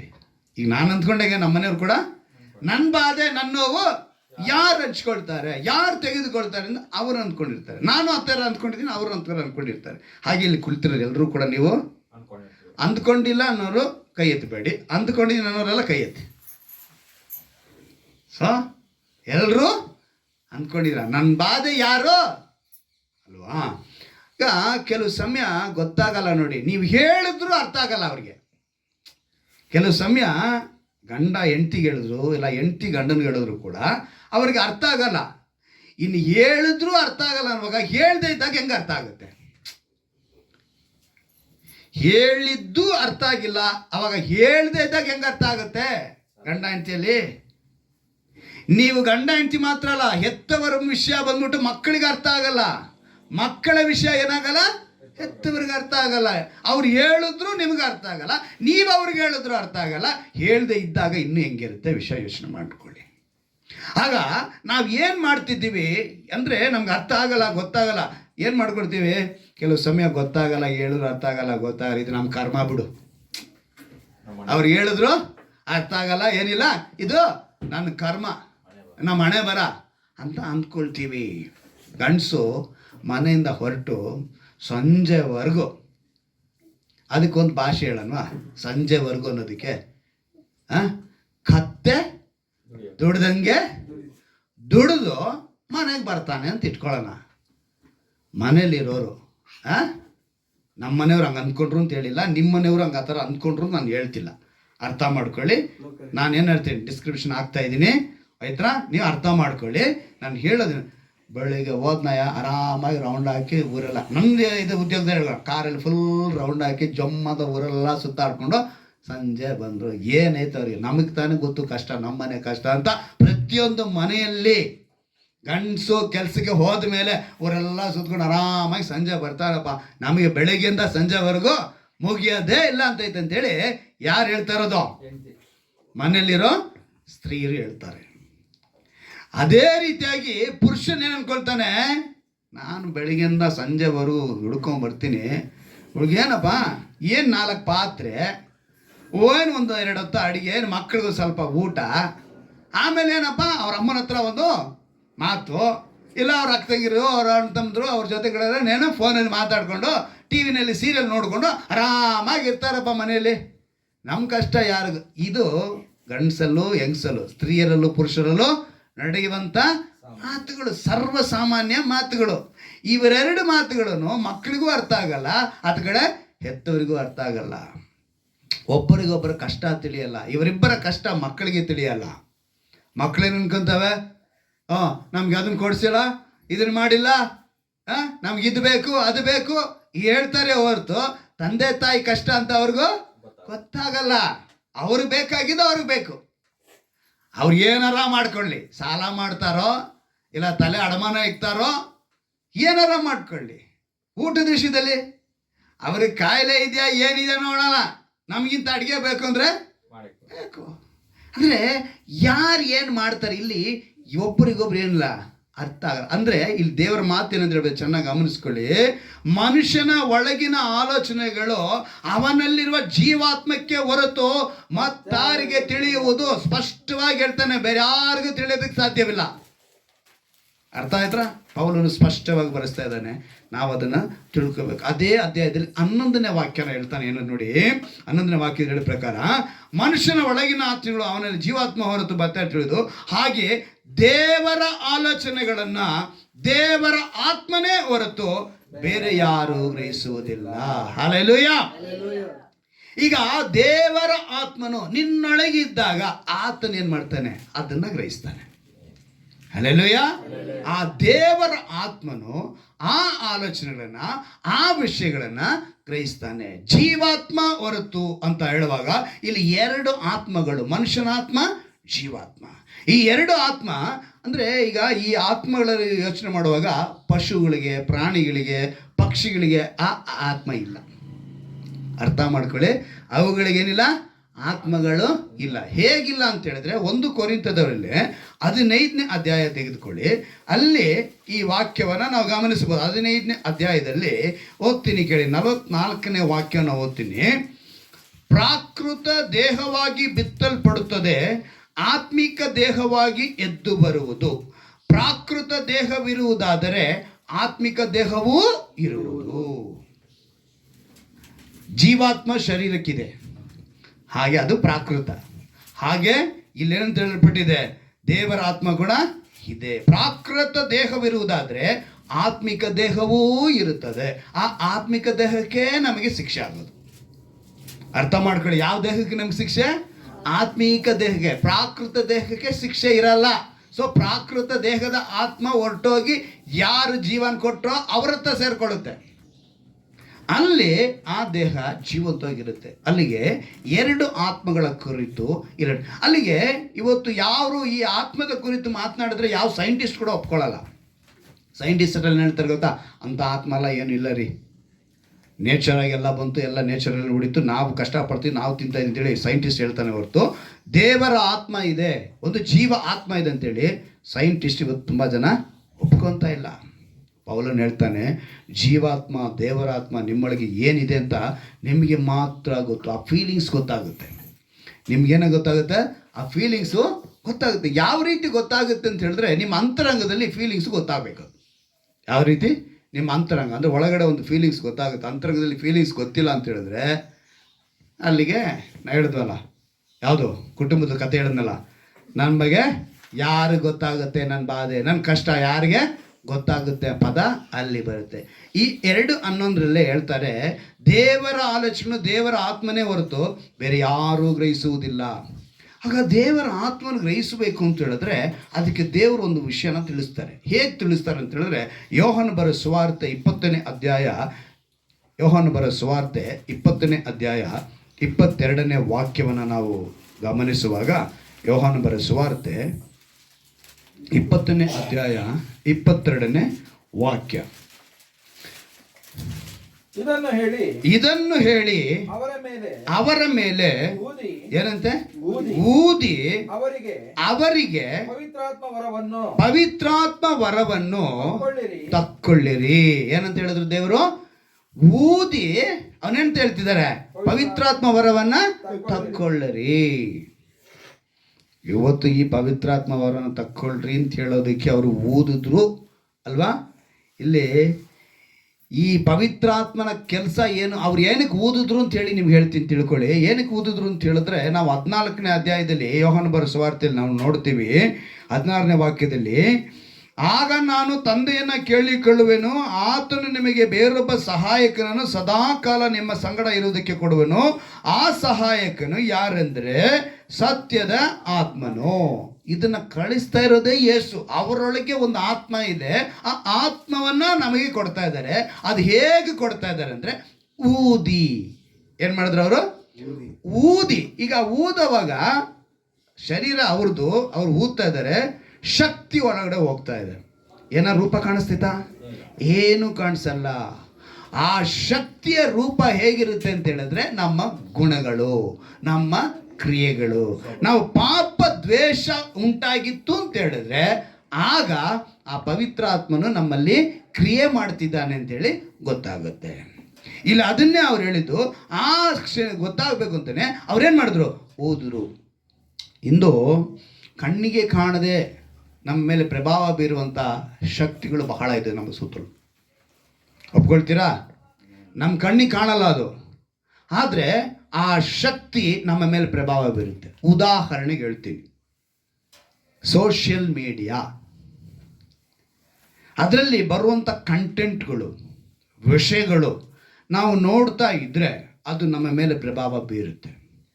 ಪ್ರತಿಯೊಂದು ವಿಷಯ ಇವತ್ತಿನ ದಿವಸದಲ್ಲಿ ನಿಮ್ಮನ್ನ ಇಂಟರ್ನೆಟ್ ಅಂದರೆ ನೆಟ್ನ ಡಾಟಾನ ನುಂಗಾಕುವಂಥ ಒಂದು ಸ್ಕ್ಯಾಮ್ ಅಂದರೆ ಒಂದು ವಂಚನೆ ನಡೀತಾ ಇದೆ ಅಂದರೆ ಯಾರೂ ನಂಬಲ್ಲ. ಇವತ್ತೆಲ್ಲ 1.5 GB ನಾರ್ಮಲ್ ಆಗಿ, ಇಲ್ಲಾಂದರೆ 1 GB ಇಟ್ಕೊಳ್ತೀವಿ. ಕೆಲವರು 2 GB ಇಟ್ಕೊಳ್ತಾರೆ, 2.5, 3 ಹೇಗೆಗೋ ನೆಟ್ಗಳನ್ನ ಇಟ್ಕೊತಾರೆ. ಆ ಡಾಟಾನ ಕದೀತಾನಂತೆ. ಹೇಗೆ? ನೀನು ಯಾವುದನ್ನು ಗಮನಿಸ್ತಾ ಇದೆಯೋ ಆ ವ್ಯರ್ಥವಾದದನ್ನ ನೀನು ಗಮನಿಸಿ ನೀನು ಡಾಟಾನ ಏನು ಮಾಡ್ತಿದ್ಯಾ? ಇನ್ನೊಬ್ಬನ ಬದುಕಿಸ್ತಾ ಇದೆಯಾ. ನೀನು ಡಾಟಾ ಖರ್ಚು ಮಾಡ್ತಿದ್ದಂಗೆ ಯಾರಿಗೆ ಪ್ರಯೋಜನ? ಆ ಕಂಪನಿಗೆ ಪ್ರಯೋಜನ. ನೀನು ಇದಾಗಿದ್ದ ತಕ್ಷಣ ಅಯ್ಯೋ ನನಗೆ ಸಾಲಿಲ್ಲ, ಇನ್ನೂ ಒಂದು ಬೇಕು, ಇವಾಗ ಎಕ್ಸ್ಟ್ರಾ ಪ್ಯಾಕೇಜು ರೂಪಾಯಿಗೆ 60 ರೂಪಾಯಿಗೆ ಏನು ಮಾಡ್ತೀವಿ, 1 GB 2 GB ಹಾಕಿ. ಏನಕ್ಕೆ ಅಂತ ಹೇಳಿದ್ರೆ ಈ ಡಾಟಾ ಮೂಲಕ ಅವನು ಏನೋ ಒಂದು ನಿಮ್ಮನ್ನು ಏನು ಮಾಡ್ತಾನೆ, ನಿಮ್ಮ ಮೇಲೆ ಪ್ರಭಾವ ಬೀರ್ತಾ ಇದೆ. ಆ ಸೋಷಿಯಲ್ ಮೀಡಿಯಾ ಅನ್ನೋದು ನಿಮ್ಮನ್ನು ಆ ಒಂದು ಶಕ್ತಿ ಒಳಗೆ ತುಂಬಿಕೊಳ್ತಾ ಇದೆ, ಅದೊಂದು ನಿಮ್ಮ ಮೇಲೆ ಪ್ರಭಾವ ಬೀರ್ತಾ ಇದೆ. ಉದಾಹರಣೆ ಹೇಳ್ತೀನಿ ನೋಡಿ, ಇವತ್ತು ತುಂಬ ದ್ವೇಷ ಭಾಷಣಗಳು, ಮೋಸ, ವಂಚನೆ, ತುಂಬ ಕಲಬೆರಕೆ ವಿಷಯಗಳು ಇವೆಲ್ಲ ಬರ್ತಾವ. ಈ ವಿಷಯ ನಾನು ತಿಳ್ಕೊಬೇಕು ಅಂತೇಳಿ ನೀನು ಅದು ನೋಡ್ತೀಯ. ಆದರೆ ಅದನ್ನು ತಿಳ್ಕೊಂಡು ಮಾತ್ರಕ್ಕೆ ನೀನು ಏನು ಪ್ರಯೋಜನ ಇಲ್ಲ. ದ್ವೇಷ ಭಾಷಣಗಳಿಂದ ನೀನು ಪ್ರಯೋಜನ ಇಲ್ಲ. ಆದರೆ ಆ ಕಂಟೆಂಟ್ ನೀನು ಏನು ಮಾಡ್ತಾ ಇದ್ದೆ, ಹೇಳ್ಕೊತಾ ಇದೆ. ಸೋಷಿಯಲ್ ಮೀಡಿಯಾ ಅನ್ನೋದನ್ನ ಏನು ಮಾಡುತ್ತೆ ನಿನ್ನ ಒಳಗಡೆ. ಇವತ್ತು ಇನ್ನೊಂದು ಭಾಷಣದಿಂದ ಏನು ನಡೆದಿದೆ, ಸಾಟಿ ಮನುಷ್ಯನನ್ನು ಪ್ರೀತಿಸದೇ ಇರುವಂಥ ದ್ವೇಷ ಭಾಷಣ ಬಹಳ ಇದೆ. ಯಾವುದು? ಸಾಟಿ ಮನುಷ್ಯರನ್ನು ಪ್ರೀತಿಸದೇ ಇರುವಂಥ ದ್ವೇಷ ಭಾಷಣಗಳು ಬಹಳ ಇದೆ. ಕೆಲವು ಸ್ಟೇಟ್ಗಳು ಇವಾಗ ಅದಕ್ಕೆ ಸ್ಟೇ ಆರ್ಡರ್ ತೊಗೊಂಡಿದ್ದಾರೆ. ನಮ್ಮ ಸ್ಟೇಟಲ್ಲಿ ಮಾತ್ರ ದ್ವೇಷ ಭಾಷಣ ಮಾಡಿದವ್ರನ್ನ ಜೈಲಿಗೆ ಹಾಕಬೇಕು ಅಂದರು. ಆಯಿತಾ, ಶಿಕ್ಷೆ ಇದೆ, ಅಪರಾಧ ಇದೆ ಅಂತ ಹೇಳಿದ್ರು. ಆದರೆ ಬೇರೆ ದೇಶದಲ್ಲಿ, ಬೇರೆ ರಾಜ್ಯದಲ್ಲಿ ಈಗ ಏನು ಮಾಡ್ತಾರೆ, ಅಂಥದಕ್ಕೆಲ್ಲ ಇಲ್ಲ ಅಂಥೇಳಿ ಪರ್ಮಿಷನ್ ಕೇಳ್ತಾ ಇದ್ದಾರೆ, ನಾವು ಮಾಡ್ತೀವಿ ಅಂತೇಳಿ. ಅಂದರೆ ದ್ವೇಷ ಭಾಷಣಗಳು ಹೊರಗೆ ಬರಬೇಕು. ಅಭಿವೃದ್ಧಿಗೆ ಸಂಬಂಧಪಟ್ಟಿದ್ದು ಒಳ್ಳೆಯ ಸಮಾಜ ಸೇವೆ ಮಾಡಬೇಕು, ಪ್ರೇರೇಪಿಸುವ ಕಾರ್ಯಕ್ರಮ, ಅಂಥದನ್ನು ಪ್ರೇರೇಪಿಸುವ ಕಾರ್ಯಕ್ರಮಗಳು ಇವತ್ತು ಸೋಷಿಯಲ್ ಮೀಡಿಯಾದಲ್ಲಿ ಕಾಣಲ್ಲ. ಇವೆಲ್ಲವೂ ಕೂಡ ಏನಾಗುತ್ತೆ, ನಮ್ಮನ್ನು ಬದುಕನ್ನು ಬೇರೆ ರೀತಿ ತೆಗೆದುಕೊಂಡು ಹೋಗುವಂಥ ವಿಷಯಗಳು ನಡೆಯುತ್ತೆ. ಅದೇ ಈಗ ಒಂದು ಉದಾಹರಣೆ ಹೇಳ್ತೀನಿ. ಒಂದು ಅಡುಗೆ ವಿಷಯ ನೋಡ್ತೀವಿ ಅಂತ ಇಟ್ಕೊಳ್ಳೋಣ. ಸಾಮಾನ್ಯವಾಗಿ ಸ್ತ್ರೀಯರು ನೋಡೋದೇ ಅಡುಗೆ ವಿಷಯ ಅಲ್ವಾ? ಯೂಟ್ಯೂಬಲ್ಲಿ ಅಡುಗೆ ನೀವು ಯಾವುದನ್ನ ಓಪನ್ ಮಾಡಿ ನೋಡಿದ್ರೆ ಅದು ನೆಕ್ಸ್ಟು ಅದು ನಿಮ್ಮನ್ನು ಆಳ್ವಿಕೆ ಮಾಡುತ್ತೆ. ಬೇರೆ ಬೇರೆ ಬೇರೆ ಬೇರೆ ಅಡುಗೆನ ತೋರಿಸ್ಕೊಂಡೇ ಬರುತ್ತೆ, ಅದನ್ನೇ ನಿಮಗೆ ಪ್ರಮೋಟ್ ಮಾಡುತ್ತೆ. ಅದೇ ನೀವೇನು ಹುಡುಕಬೇಕಾಗಿಲ್ಲ. ನೀವು ಯಾವುದೋ ಒಂದನ್ನು ಹುಡುಕಿದ್ರೆ ಅದು 10ನ್ನ ತೋರಿಸುತ್ತೆ. ಆ 10 ನೋಡಿಬಿಟ್ರಿ ಅಂತ ಹೇಳಿದ್ರೆ ನೆಕ್ಸ್ಟ್ 100 ರೆಡಿಯಾಗಿರ್ತೈತೆ. ಯಾವ್ದು ರೆಡಿಯಾಗಿರುತ್ತೆ? 100 ರೆಡಿಯಾಗಿರುತ್ತೆ. ನಾವು ಏನ ನೋಡ್ತೀವಿ ಅನ್ನೋದನ್ನು ಯಾರು ಕಂಟ್ರೋಲ್ ಮಾಡ್ತಾ ಇದ್ದಾರೆ? ಹೊರಗಡೆ ಒಂದು ಶತ್ರು ನಮ್ಮನ್ನು ಕಂಟ್ರೋಲ್ ಮಾಡ್ತಾ ಇದೆ. ನೀನು ಯಾವುದನ್ನು ನೋಡ್ತಾ ಇದೆಯಾ? ದೇವರಿಗೆ ಇಷ್ಟವಿಲ್ಲದ ಕಾರ್ಯಗಳನ್ನ ಯಾವ್ದಾವ್ದು ನೀನು ನೋಡ್ತಾ ಇದ್ರು ಕೂಡ ಅದು ಹಂಗೆ ನಿನ್ನ ಹಿಂಬಾಲಿಸ್ಕೊಂಡ್ಬರುತ್ತೆ. ಅಲ್ಲಿಗೆ ನಿನ್ನ ಒಬ್ಬನು ಕಂಟ್ರೋಲ್ ಮಾಡೋಕ್ಕೆ ಪ್ರಯತ್ನ ಮಾಡ್ತಿದ್ದಾನೆ. ಆ ಒಂದು ಶಕ್ತಿ ಕಾಣಲ್ಪಡುವಾಗ ಪವಿತ್ರಾತ್ಮ ಶಕ್ತಿ ನಿನ್ನಲ್ಲಿದ್ದರೆ ನೀನು ಅದನ್ನೇನು ಮಾಡ್ತೀಯಾ? ಸ್ಕ್ರೋಲ್ ಮಾಡ್ಬೋದು, ಸ್ಕಿಪ್ ಮಾಡ್ಬೋದು. ಇವತ್ತು ಅದನ್ನೇ ನಮಗೆ ದೇವರು ತಿಳಿಸ್ತಾರೆ. ಅಂದರೆ ಈ ನಡುವೆ ಏನು ಗೊತ್ತಾ, 2-3 ಕಡೆ ನಾನು ಗಮನಿಸಿದೆ. ಟೌನ್ ಹಾಲ್ ಹತ್ರ, ಆಮೇಲೆ ಸಿಟಿನಲ್ಲಿ, ಮೊನ್ನೆ ಜಾಲಹಳ್ಳಿಲಿ ನೋಡಿದೆ, ಆಮೇಲೆ ಮೊನ್ನೆ ಸಿಟಿನಲ್ಲಿ ಹೆಬ್ಬಾಳ ಹತ್ರ ಒಂದು ಕಡೆ ನೋಡಿದೆ. ಇಸ್ಕಾನ್ ಟೆಂಪಲ್ನವರು ಈ ನಡುವೆ ಭಗವದ್ಗೀತೆನ ರೋಡಲ್ಲಿ ಬಂದು ಹಂಚ್ತಾರೆ. ಅವರು ಹಂಚ್ತಾ ಇದ್ದಾರೆ ಅಂದ್ಬಿಟ್ಟು ನಾನು 2 ಸಲ ಟ್ರೈ ಮಾಡಿದೆ. ಒಂದು ಸಲ ಟೌನಲ್ಲಿ ಟ್ರೈ ಮಾಡಿದೆ, ಕಿಟಕಿ ತೆಗೆದೆ, ಕೊಡಕ್ಕೆ ಬಂದರು, ಕೊಡಿ ಅಂದೆ. 500 ರೂಪಾಯಿ ಕೊಡಿ ಅಂದರು, ನೀನೇ ಇಟ್ಕೊಳ್ಳಿ ಅಂದೆ. ಏನಂತ ಹೇಳಿದೆ? 500 ರೂಪಾಯಿ ಕೇಳಿದ್ರು, ನೀವೇ ಇಟ್ಕೊಳ್ಳಿ ಅಂದೆ. ಅಲ್ಲ, ಇದು ಒಂದು ನಿಮಗೆ ಇದು ಡೊನೇಷನ್, ಇದು ಫ್ರೀಯಾಗಿ ಕೊಡ್ತೀಯಾ ಅಂದೆ. ಏನ? ಭಗವದ್ಗೀತೆನ. ಅರ್ಥ ಆಯ್ತಾ? ಆಮೇಲೆ ನೆನ್ನೆ ದಿವಸ ಜಾಲಹಳ್ಳಿಯಲ್ಲಿ ನೋಡಿದೆ, ನಮ್ಮ HMT ರೋಡಲ್ಲಿ ಹಂಚ್ತಾಯಿದ್ರು. ಅಲ್ಲಿ ಕೂಡ ರೋಡ್ ಅಡ್ಡಗಟ್ಟಿಗೆ ಮಾಡ್ತಾರೆ ಅವರು. ಏನು ಸೈಡಿಗೆ ನಿಂತ್ಕೊಂಡು ಸಾಧಾರಣವಾಗಿ ಮಾಡಲ್ಲ, ರೋಡ್ಗೆ ಅಡ್ಡ ಮಾಡಿ ಇದನ್ನ ಕೇಳಿದೆ. 300 ರೂಪಾಯಿ ಹೇಳಿದ್ರು. ಎಷ್ಟು ಹೇಳಿದ್ರು? ಬೇಡ, ನನ್ನ ಹತ್ರ ಆಲ್ರೆಡಿ ಇದೆ. ನನ್ನ ಹತ್ರ ಆಲ್ರೆಡಿ ಭಗವದ್ಗೀತೆ ಇದೆ, ಭಗವದ್ಗೀತೆನೂ ಇದೆ, ಕುರಾನೂ ಇದೆ. ಯಾಕಂದರೆ ನಾವು ಏನು ವಿಷಯ ಇದೆ, ಅಲ್ಲಿ ಕಂಟೆಂಟ್ ಏನಿದೆ ಅದು ನಾನು ತಿಳ್ಕೋಬೇಕು ಅಂದರೆ ನನ್ನ ಹತ್ರ ಅದು ಬರಬೇಕು. ಸರಿ, ಇದು ಸ್ವಲ್ಪ ಬುಕ್ ದೊಡ್ಡದಾಗಿತ್ತು, ನನ್ನ ಡೈರಿ ಎಷ್ಟು ದೊಡ್ಡದಿತ್ತು. ಸರಿ, ದೊಡ್ಡದಾಗಿದೆಯಲ್ಲ, ನಾನು ತೊಗೊಂಡಿರೋದು ಚಿಕ್ಕದು ತುಂಬ, ಭಗವದ್ಗೀತೆ ನನ್ನ ಹತ್ರ ಇರೋದು. ಆ ಕುರಾನ್ ಸ್ವಲ್ಪ ದೊಡ್ಡದಾಗಿದೆ. ಆದರೆ ಅವರು ಅದು ಮಾರ್ತಾಯಿದ್ದು ತುಂಬ ದೊಡ್ಡದಾಗಿತ್ತಲ್ಲ, ಚೆನ್ನಾಗಿರ್ಬೋದು, ಏನೋ ಫ್ರೀ ಕೊಡ್ತಾರೆ ಅಂದ್ಕೊಂಡು ಅಂದ್ಕೊಂಡೆ. ಆದ್ರೆ ಏನು ಮಾಡಿದ್ರು ಅವರು? ಫಸ್ಟ್ ಒಂದು ಸಲ 500 ಅಂತ ಹೇಳಿದ್ರು, 2ನೇ ಸಲ ನೋಡಿದ್ರು 300. ಅಂದರೆ ಇವತ್ತು ಇದು ಏನು ಮಾಡ್ತಾರೆ, ನಿಮಗೆ ಹೇಳ್ತೀನಿ ತಿಳ್ಕೊಳ್ಳಿ. ನಮ್ಮ ಮನೆಯವರು ಕೂಡ ನನ್ನ ಹತ್ರ ಇರೋ ಬುಕ್ಸ್ ಬೆಲೆಗಳು ಗೊತ್ತಿರಲ್ಲ. ನನ್ನ ಹತ್ರ 2 ಬಾಕ್ಸ್ ಬುಕ್ಸ್ ಇದೆ, ಆದರೆ ಬುಕ್ಸ್ ಬೆಲೆ ಬಂದ್ಬಿಟ್ಟು 1 ಲಕ್ಷ ರೂಪಾಯಿವರೆಗೆ ಬರುತ್ತೆ. ಆ ಬುಕ್ಸ್ಗಳ ಬೆಲೆ 1 ಲಕ್ಷ. ಒಂದೊಂದು ಬುಕ್ಕು 1200 1300 ರೂಪಾಯಿ ಬುಕ್ಸು. ಪ್ರಕಟಣೆ ಕುರಿತು, ತುಂಬ ಸತ್ಯವಾದ ಎಲ್ಲದ ಕುರಿತು ಒಂದೊಂದು ದೊಡ್ಡ ಸಬ್ಜೆಕ್ಟ್ ಬುಕ್ಸ್ಗಳು ನಾನು ಇಟ್ಟಿದ್ದೀನಿ. ಏನಕ್ಕೆ ಅಂದರೆ ನಾನು ತಿಳ್ಕೋಬೇಕು. ಒಂದು ವಿಷಯ ನಾನು ತಿಳ್ಕೊಂಡ್ರೆ ನಿಮ್ಗೆ ನಾನು ಉಪದೇಶ ಮಾಡೋದಕ್ಕೆ ಸಾಧ್ಯ. ಸೊ ಆ ಒಂದು ಇವತ್ತಿನ ದಿವಸ ನಾನು ಕೆಲವು ಲೈಬ್ರರಿಗಳು ಹೋಗಿ ಓದ್ತೀನಿ ಕೆಲವು ಸಮಯ. ಈ ನಡುವೆ ಈ ಟೂರಿಸ್ಟ್ ಲೈನಲ್ಲಿ ಸರಿಯಾಗಿ ನಂಗೆ ಆಗ್ತಿಲ್ಲ, ಟ್ರಾವೆಲ್ಸ್ ಲೈನ್. ಆದರೆ ಮೊದಲೆಲ್ಲ ನಾನು ಲೈಬ್ರರಿ ಹುಡ್ಕೊಂಡೋಗಿ ನಾನು ಬೇಕಾದ್ರೆ ಒಂದು ಬುಕ್ಸ್ ತೆಗೆದು ನಾನು ಓದ್ಕೊಂಡು ಬರ್ತಿದ್ದೆ. ಮೊದಲು ಗೌರ್ಮೆಂಟ್ದ ಲೈಬ್ರರಿಗಳಿತ್ತು, ಇವಾಗ ಗೌರ್ಮೆಂಟ್ ಲೈಬ್ರರಿಗಳು ಕಡಿಮೆ ಆಗೋಯ್ತು, ಇವಾಗ ಪ್ರೈವೇಟ್ ಲೈಬ್ರರಿಗಳೇ ಇರೋದು, ಆಯ್ತಾ. ಸೊ ನಾನು ಹೇಳಿದ್ರೆ ಇವತ್ತು ನಮ್ಮ ಮೇಲೆ ಪ್ರಭಾವ ಬೀರುವಂಥ ಅನೇಕ ವಿಷಯಗಳು ನಮ್ಮ ಕಣ್ಣು ಮುಂದೆ ಇದೆ. ಅಂದರೆ ನಮ್ಮ ಕಣ್ಣು ಕಾಣ್ತಾ ಇಲ್ಲ, ಅವೇನು ಮಾಡ್ತಾ ಇದೆ ನಮ್ಮನ್ನು. ಈಗ ಆಡು ಭಾಷೆಯಲ್ಲಿ ನಿಮಗೆ ಹೇಳಬೇಕು ಅಂದರೆ ಇಂಥ ಒಂದು ಪ್ರಭಾವ ಬೀರುವಂಥ ವಿಷಯಗಳನ್ನ ನೀವೇನು ಮಾಡಬೇಕು ಅಂದರೆ ಅದು ನಮ್ಮ ಜ್ಞಾನಕ್ಕೆ ಬರಬೇಕು. ಇದು ನಮಗೆ ಬೇಕಾಗಿಲ್ಲ ಅಂತ. ಇದಕ್ಕೆ ಈ ಜ್ಞಾನಕ್ಕೆ ಬರಬೇಕು ಅಂದರೆ ನಿಮಗೆ ಇನ್ನೂ ಚೆನ್ನಾಗಿ ಅರ್ಥ ಆಡಬೇಕು ಅಂತ ಹೇಳ್ತಾರೆ, ನಿಮಗೆ ಫಿಲ್ಟರ್ ಇರಬೇಕು. ಏನಿರಬೇಕು? ಫಿಲ್ಟರ್. ಚಿಕ್ಕಂದಿನಿಂದ ಇಂಧನವರೆಗೂ ನಿನ್ನ ಮೈಂಡ್ಗೆ ಫಿಲ್ಟರ್ ಇದೆಯಾ ಇಲ್ವೋ ಅಂತ ಎಷ್ಟು ಜನ ಗ್ರಹಿಸ್ತೀರಾ? ನಿಮ್ಗೆಲ್ರಿಗೂ ಫಿಲ್ಟರ್ ಇದೆ. ಅದು ಏನು ಮಾಡ್ತಾ ಇದೆ? ಬೇರ್ಪಡಿಸುತ್ತೆ. ಉದಾಹರಣೆಗೆ ಹೇಳ್ತೀನಿ, ಲಿವರ್ಗೆ ಕನ್ನಡದಲ್ಲಿ ಏನಂತ ಹೇಳ್ಬೋದು? ಡಾಕ್ಟ್ರ್ ಪದ ಬೇರೆ, ಯಕೃತ ಅದಕ್ಕೆ ಹೆಸರು. ಲಿವರ್ಗೆ ಯಕೃತ. ಆದರೆ ನಾರ್ಮಲ್ ಆಗಿ ಹೇಳೋದು ಪಿತ್ತ ಜನಕಾಂಗ. ಏನದು? ಪಿತ್ತ ಜನಕಾಂಗ. ಮೇಯ್ನ್ ಕೆಲಸನೇ ರಕ್ತ ಶುದ್ಧೀಕರಣ ಮಾಡೋದು, ಪ್ರೋಟೀನ್ನ ಉತ್ಪಾದನೆ ಮಾಡೋದು, ಜೀರ್ಣಕ್ರಿಯೆ ಮಾಡೋದು ಈ ಲಿವರ್ ಕೆಲಸ. ಈ ಕೆಲಸ ಇದು ಏನು ಮಾಡುತ್ತೆ ಅಂತ ಹೇಳಿದ್ರೆ ನಿಮಗೆ ವಾಕ್ಯದ ಮೂಲಕ ತಿಳಿಸ್ತೀನಿ. ಎಫೆಸದವರಿಗೆ ಬರೆದ ಪತ್ರಿಕೆ 5ನೇ ಅಧ್ಯಾಯ, ಎಫೆಸದವರಿಗೆ ಬರೆದ ಪತ್ರಿಕೆ 5ನೇ ಅಧ್ಯಾಯ, ಅಲ್ಲಿ 3ನೇ ವಾಕ್ಯದನ್ನ ಓದ್ತೀನಿ, ಗಮನ ಇಟ್ಟು ಕೇಳಿ. ಇಲ್ಲಿ ಕೆಲವು ವಿಷಯಗಳನ್ನ ಬರೆಸಿದ್ದಾರೆ. ಜಾರತ್ವ, ಯಾವ ವಿಧವಾದ ಬಂಡುತನ, ದ್ರವ್ಯಾಶೆ ಇವುಗಳ ಸುದ್ದಿಯಾದರೂ ನಿಮ್ಮಲ್ಲಿ ಇರಬಾರದು. ಇವುಗಳಿಗೆ ದೂರವಾಗಿರುವುದೇ ದೇವಜನರಿಗೆ ಯೋಗ್ಯವಾದದ್ದು. ಹೊಲಸು ಮಾತು, ಹುಚ್ಚು ಮಾತು, ಕುಚೋದ್ಯ ಮಾತು ಇವು ಬೇಡ. ಏನೇನು ಮಾತಿದೆ ನೋಡಿದ್ರ? ಚೆನ್ನಾಗಿ ಗಮನಿಸ್ಕೊಳ್ಳಿ. ಹೊಲಸು ಮಾತು, ಹುಚ್ಚು ಮಾತು, ಕುಚೋದ್ಯ ಮಾತು ಇವು ಬೇಡ. ಆಯುಕ್ತವಾಗಿವೆ. ಇವುಗಳನ್ನು ಬಿಟ್ಟು ದೇವರಿಗೆ ಉಪಕಾರ ಸ್ತುತಿ ಮಾಡುವುದು ಉತ್ತಮ. ಜಾರರು, ದುರಾಚಾರಿಗಳು, ವಿಗ್ರಹಾರದ ಕಂತಿರುವ ಲೋಭಿಗಳು ಇವರಲ್ಲಿ ಒಬ್ಬರಿಗಾದರೂ ಕ್ರಿಸ್ತನ ಮತ್ತು ದೇವರ ರಾಜ್ಯದಲ್ಲಿ ಬಾಧ್ಯತೆ ಇಲ್ಲವೆಂದು ನೀವು ಚೆನ್ನಾಗಿ ಬಲ್ಲಿರಲ್ಲವೇ. ಫಿಲ್ಟರ್ ಅಂದರೆ ಅರ್ಥ ಏನು? ಇವೆಲ್ಲ ಇಲ್ಲದೆ ಇದ್ರೆ ನೀನು ಫಿಲ್ಟರ್ ಹಾಕ್ಕೊಂಡಿದ್ಯಾ ಅಂತ ಅರ್ಥ. ಪವಿತ್ರಾತ್ಮನ ಮೂಲಕ ನೀನೊಂದು ಫಿಲ್ಟರ್ ಹಾಕ್ಕೊಂಡಿದ್ಯಾ. ಫಿಲ್ಟರ್ ಹಾಕ್ಕೊಂಡಿಲ್ಲ ಅಂದರೆ ಈ ಗುಣಲಕ್ಷಣಗಳೆಲ್ಲ ನಿನ್ನ ಒಳಗಿದೆ. ಅಲ್ಲಿಗೆ ಮನುಷ್ಯ ಆತ್ಮ, ಜೀವಾತ್ಮ ಎರಡೂ ಇರುವಂಥ ನಿನ್ನ ಇದರಲ್ಲಿ ಮನುಷ್ಯನ ಆತ್ಮೆಗೆ ನೀನು ಬೆಲೆ ಕೊಟ್ಟು ಮಾಡ್ತಾ ಇದೆಯಾ, ಪವಿತ್ರಾತ್ಮನಿಗೆ ಏನು ಮಾಡ್ತಾರ? ನೀನು ಬೆಲೆ ಕೊಡ್ತಾ ಇಲ್ಲ. ಈಗ ಪವಿತ್ರಾತ್ಮನು ನೀನು ಒಳಗಿದ್ದಾನೆ ಅಂತ ಹೇಳಿದ್ರೆ ಫಿಲ್ಟರ್ ಹಾಕ್ಕೊಂಡಿದ್ರೆ ಇವು ಬರಲ್ಲ. ಏನಾಗಿರುತ್ತೆ?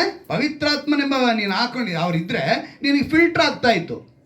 ಈಗ ಬಾಡಿ ಸಿಸ್ಟಮ್ನ ಹೇಳ್ತೀನಿ. ಬಾಡಿಗೆ ಏನು ಸಿಸ್ಟಮ್ ಅಂತ ಹೇಳ್ತೀನಿ, ಚೆನ್ನಾಗಿ ಅರ್ಥ ಮಾಡ್ಕೊಳ್ಳಿ. ಕಣ್ಣಿದೆ, ಧೂಳು ಬಂದಿದ ತಕ್ಷಣ ಕಣ್ಣು ಏನು ಮಾಡ್ತಾ ಇದೆ? ಮುಚ್ಕೊಳುತ್ತಾ? ಯಾರನ್ನು ಹೇಳ್ತಾರಾ ಧೂಳು ಬರ್ತಾ ಇದೆ? ಒಳಗಡೆ ಒಬ್ಬರು ಹೇಳ್ತಾ ಇದ್ದಾರೆ, ಮೂಗು ದುರ್ವಾಸನೆ ಹೊಡೆಯುವಂಥ ಸ್ಥಳ ಅಲ್ವಾ? ಆಟೋಮೆಟಿಕ್ಕಾಗಿ ನಾವೇನು ಮಾಡ್ತೀವಿ? ಮೂಗು ಅದೇ ಮುಚ್ಕೊಳ್ಳೋಕ್ಕೆ ಸಾಧ್ಯನಾ? ಅದು ಇನ್ನೊಂದು ಅಂಗ ಕೇಳಬೇಕು. ಆ ಅಂಗ ಏನು ಮಾಡಬೇಕು? ಕೈ ಹೋಗಿ ಅದಕ್ಕೆ ಸಹಾಯ ಮಾಡಬೇಕು. ಅದೇನು ಮಾಡ್ತಾ ಇದೆ? ಮೂಗನ್ನ ಮುಚ್ಕೊಳ್ತಾ ಇದೆ. ಕಿವಿ, ಇವಾಗೆಲ್ಲ ಮದುವೆನಲ್ಲಿ ಮತ್ತು ಚರ್ಚ್ಗಳಲ್ಲಿ, ದೇವಸ್ಥಾನಗಳಲ್ಲಿ ಎಲ್ಲ ಕಡೆ ಏನು ಮಾಡ್ತಾರೆ? ಪಟಾಕಿ ಸಿಡಿಯೋದು ಕಾಮನ್ನು. ಅದು ಏನು ಮಾಡ್ತಾರೆ? ಅಟ್ಟಾಂಬಾಂಬ್ ಹೊಡೆದ್ರೆ ಕಿವಿ ತೆಗ್ದೇ ಇರುತ್ತಾ? ಏನು ಮಾಡ್ತೈತೆ? ಕಿವಿ ತಕ್ಕಂತ ಕಿವಿ ಮುಚ್ಕೊಳ್ಬೇಕು. ಇನ್ನೊಂದು ಸ್ವಲ್ಪ ಹೊಗೆ ಬರ್ತಾ ಇದ್ರು ಕೂಡ ನಾವೇನು ಮಾಡ್ತೀವಿ ಅಂದರೆ ನಮ್ಮ ಕಿವಿಗಳು ನಾವೇನು ಮಾಡ್ತೀವಿ? 2 ಕಿವಿಗಳನ್ನ ಮುಚ್ಕೊ. ಕಾರಣ ಏನು? ನಿನ್ನ ಸಿಸ್ಟಮ್ನ ಕೆಲಸ ಫಿಲ್ಟರ್ ಮಾಡ್ತಾ ಇದೆ. ಅದು ಫಿಲ್ಟರ್ ಮಾಡ್ತಾ ಇದೆ. ಅದು ನನಗೆ ಬೇಡ. ಯಾವ್ದು ಹೇಳ್ತಾ ಇದೆ? ಕಿವಿ ಹೇಳ್ತಾ ಇದೆ. ಕಣ್ಣೇನು ಹೇಳ್ತಾ ಇದೆ? ಅದು ನನಗೆ ಬೇಡ ಅಂತ ಹೇಳ್ತಿದೆ. ಮೂಗೇನು ಹೇಳ್ತಾ ಇದೆ? ನನಗೆ ಬೇಡ ಅಂತ ಹೇಳ್ತಿದೆ. ಅಂದರೆ ಫಿಲ್ಟರ್ ಹಾಕ್ಕೊಂಡಿದೆ. ಅದು ಫಿಲ್ಟರ್ ಹಾಕ್ಕೊಂಡು ನಾಲಿಗೆ ರುಚಿ, ನಾಲಿಗೆ ಫಿಲ್ಟರ್ ಹಾಕ್ಕೊಂಡಿಲ್ಲ ಅಂತ ಇಟ್ಕೊಳ್ಳಿ, ಏನಾಗುತ್ತೆ? ಗಡ್ಡೆ ಗಣಸು ಕೂಡ ನಮಗೇನು ರುಚಿ ಗೊತ್ತಾಗಲ್ಲ, ಏನು ಗೊತ್ತಾಗಲ್ಲ. ಹಾಳೆಲ್ಲ ಬಾಯಿ ಒಳಗೆ ಹೋಗುತ್ತೆ. ಅದಕ್ಕೆ ರುಚಿನೇ ಗೊತ್ತಾಗಿಲ್ಲ ಅಂದರೆ ಇಡೀ ಆರೋಗ್ಯನೇ ಕೆಟ್ಟೋಗುತ್ತೆ. ಆದರೆ ನಾಲ್ಗೆ ಏನು ಮಾಡ್ತಾ ಇದೆ? ಫಿಲ್ಟ್ರ್ ಹಾಕ್ಕೊಂಡಿದೆ. ನನಗೇನು ಬೇಕು? ಕಹಿ ಬೇಡ, ಸ್ವೀಟೇ ಬೇಕು ಅನ್ನುತ್ತೆ ಅಲ್ವಾ? ಅದಕ್ಕೇನು ಬೇಕು? ಅದು ನಾಲ್ಗೆಗೆ ಎಷ್ಟು ಬೇಕು? ಬಿಸಿ ಬರ್ತಾ ಇದೆ, ಬಿಸಿನ, ತಣ್ಣಗಿದೆಯಾ, ಎಲ್ಲವನ್ನೂ ಅದನ್ನು ಸ್ಪರ್ಶನೆ ಮಾಡಿ ಹೇಳ್ತಾ ಇದೆ. ನಾಲಿಗೆ ಹೇಳ್ತಾ ಇದೆ. ಚರ್ಮ, ಈ ಚರ್ಮ ಬಿಸಿ, ಪಾತ್ರೆ ಮುಟ್ಟಿದ ತಕ್ಷಣ ಏನು ಹೇಳ್ತಾ ಇದೆ? ಬಿಸಿ ಇದೆ ಹೇಳ್ತಾ ಇದೆ ನಿನಗೆ. ಎಲ್ಲದಕ್ಕೂ ಫಿಲ್ಟ್ರ್ ದೇವರು ಕೊಟ್ಟಿದ್ದಾರೆ. ಆದರೆ ನಾನು ಇವತ್ತು ಏನು ಮಾಡ್ತಾ ಇದ್ದೀವಿ ನೋಡಿ. ನಾನು ಒಂದು ಹೇಳಿದ್ನಲ್ಲ, ಭಗವದ್ಗೀತೆ ಓದ್ಬೋದು, ಕುರಾನ್ ಓದ್ಬೋದು. ನಾನು ಅನೇಕ ಪುಸ್ತಕಗಳನ್ನ ಓದ್ತೀನಿ. ಶಿರ್ಡಿ ಸಾಯಿಬಾಬಾ ಪುಸ್ತಕನೂ ಓದ್ತೀನಿ ನಾನು. ಶಿರ್ಡಿ ಸಾಯಿಬಾಬಾದು ತುಂಬ ಸ್ಟೋರಿಗಳು, ಪರ್ವತ ಪ್ರಸಂಗ 3 ಅಧ್ಯಾಯನ ಕಾಪಿ ಮಾಡಿ ಇಟ್ಬಿಟ್ಟವ್ರೆ. ಗೊತ್ತಾ? ಪರ್ವತ ಪ್ರಸಂಗ 5, 6, 7 ಪುಸ್ತಕದಲ್ಲಿ ಏನೇನು ಇದೆಯೋ ವಾಕ್ಯಗಳು, ಅದನ್ನು ಅವರ ಭಾಷೆಯಲ್ಲಿ ಕಾಪಿ ಮಾಡಿ ಇಟ್ಬಿಟ್ಟವ್ರೆ. ಹತ್ರ ಮತ್ತಾಯನ ಬರೆಸುವರ್ಥ 5, 6, 7 3 ಕಾಪಿ ಇದೆ ಅದರಲ್ಲಿ ಚೆನ್ನಾಗಿ. ಮಹಾತ್ಮ ಗಾಂಧಿ ಪುಸ್ತಕಗಳು, ಆಮೇಲೆ ವಿವೇಕಾನಂದ ಪುಸ್ತಕಗಳು, ಇವರೆಲ್ಲರೂ ಕೂಡ ಕಾಪಿ ಮಾಡಿರೋದೆ ಸತ್ಯವೇದದಿಂದ. ಅವ್ರು ಯಾರನ್ನ ಇಲ್ಲ ಅಂತ ಹೇಳಿ ಬೇಕಾದ್ರೆ ವಾದ ಮಾಡಿಬಿಡ್ತೀನಿ, ನಾನು ಚಾಲೆಂಜ್ ಮಾಡಿಬಿಡ್ತೀನಿ. ಮಾಡಿಲ್ಲ ಅಂತ ಹೇಳ್ಬಿಟ್ರೆ ನನ್ನ ಹತ್ರ ಸತ್ಯವೇದದಲ್ಲಿ ಆಧಾರ ಇದೆ, ಇದೇ ಆಧಾರ ಅವ್ರಿಗೆ ಹೇಳಿಬಿಡ್ತೀನಿ. ಇದೆ ಅಂದರೆ ನಾನು ಎಲ್ಲವನ್ನು ನೋಡ್ತೀನಿ, ಫಿಲ್ಟ್ರ್ ಹಾಕ್ಕೊತೀನಿ. ನಾನೇನು ಮಾಡ್ತೀನಿ? ಎಲ್ಲವನ್ನ ಓದ್ತೀನಿ, ಎಲ್ಲರ ಜೊತೆ ಸೇರ್ತೀನಿ, ಎಲ್ಲರ ಜೊತೆ ಮಾತಾಡ್ತೀನಿ, ಎಲ್ಲರ ಜೊತೆ ಇರ್ತೀನಿ, ಎಲ್ಲವನ್ನ ನೋಡ್ತೀನಿ. ಆದರೆ ನಾನೇನು ಮಾಡ್ಕೊಂಡಿದ್ದೀನಿ? ಒಂದು ಫಿಲ್ಟ್ರ್ ಹಾಕ್ಕೊತೀನಿ. ಇವತ್ತು ನೀವು ಫಿಲ್ಟ್ರ್ ಹಾಕ್ಕೋಬೇಕು. ಆ ಫಿಲ್ಟ್ರ್ ಹಾಕ್ಕೊಂಡ್ರೆ, ಈಗ ನಾನು ಆ ರೀತಿ ಇಲ್ಲ ಬ್ರದರ್, ನಾನು ತುಂಬ ಪರಿಶುದ್ಧ, ನಾನು ಅದೆಲ್ಲ ನೋಡೋದೇ ಇಲ್ಲ, ನಾನು ಮಾಡೋದೇ ಇಲ್ಲ, ಕೇಳಿಸ್ಕೊಳ್ಳೋದೇ ಇಲ್ಲ, ಮುಟ್ಟೋದೇ ಇಲ್ಲ ಅಂದರೆ ಫೋನ್ ಮಾತ್ರ ಇಟ್ಕೋಬೇಡ. ಫೋನ್ ಇಟ್ಕೊಂಡು ಇದೆಲ್ಲ ಹೇಳಿದ್ರೆ ನೀನು ಬಲೇ ಸುಳ್ಗಾರ ಅಂತ ಅರ್ಥ ನನ್ನ ಹತ್ರ. ಏನಂತ? ಇವತ್ತು ಎಲ್ಲ ಸೇವಕರ ಹತ್ರ ಫೋನ್ ಇದೆಯಾ ಇಲ್ಲ ಅಂತ ಹೇಳಿ, ಕಣ್ಣಿಗೆ ಮುಚ್ಕೊಂಡು ನನಗೆ ಬೇಡದಿರೋದು ಸರಿ, ಅಯ್ಯೋ ಈಗ ಬೇಕು ಅಂತೇಳಿ ಅದೇನಾ, ಬೇರೆ ಬರಲ್ವಾ? ಸೊ ಏನು ಮಾಡಬೇಕು? ಫಿಲ್ಟ್ರ್ ಹಾಕೋಬೇಕು, ಸ್ಕ್ರೋಲ್ ಮಾಡಬೇಕು, ಸ್ಕಿಪ್ ಮಾಡಬೇಕು. ನಿನಗೆ ಬೇಡದಿರೋದನ್ನ ಕಂಟೆಂಟ್ನ ನೀನು ಪದೇ ಪದೇ ನೋಡೋದಕ್ಕೆ ಚಾನ್ಸ್ ಕೊಡಬಾರ್ದು. ನೀನು ಆ ರೀತಿ ಹೋದಾಗ ಅದೇನಾಗುತ್ತೆ? ಫೋನು ಆಗುತ್ತೆ. ನ್ಯೂಸ್ ಪೇಪರ್ ತೊಗೊಳ್ರಿ, ನ್ಯೂಸ್ ಪೇಪರ್ಲಿಲ್ವಾ ಇವತ್ತು? ಎಷ್ಟು ವಿಧವಾದ ವಿಷಯಗಳಿದೆ. ಅಡ್ವರ್ಟೈಸ್ಗಳು ಎಷ್ಟು ವಿಧವಾದ, ಸ್ತ್ರೀಯರ ಅಡ್ವರ್ಟೈಸ್ಗಳು ಎಷ್ಟು ಬರ್ತವೆ, ಪುರುಷರ ಅಡ್ವರ್ಟೈಸ್ಗಳು ಎಷ್ಟು ಬರ್ತವೆ. ಬರೀ ಸ್ತ್ರೀಯರು ಮಾತ್ರ ಹೇಳೋದಲ್ಲ, ಪುರುಷರದ್ದು ಇದೆ ಇವತ್ತು. ಅಶ್ಲೀಲ ಫೋಟೋಗಳು ಎಷ್ಟು ಬರಲ್ಲ ನಮಗೆ. ರೋಡಲ್ಲಿ ಹೋಗಿದ ತಕ್ಷಣ ಎಷ್ಟು ಬೋರ್ಡ್ಗಳಿಲ್ಲ ಇವತ್ತು.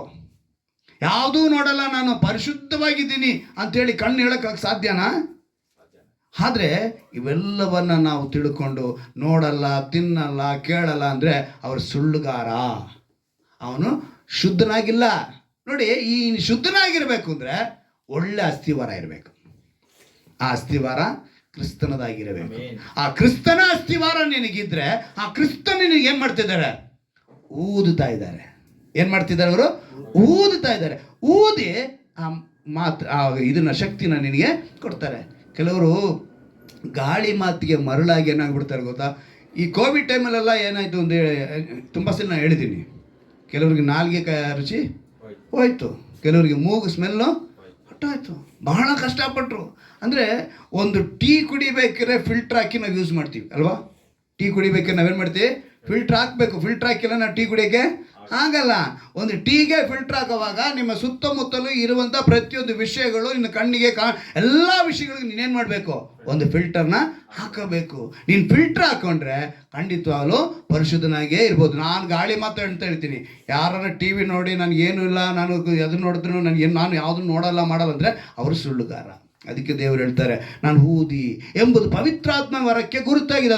ಅದು ಊದೋದು ಅಂದರೆ ಒಂದು ಗುರುತದು. ಅವ್ರು ಊದ್ತಾ ಇದ್ದಾರೆ. ಊದಿ ಅವ್ರೇನು ಮಾಡ್ತಾರೆ?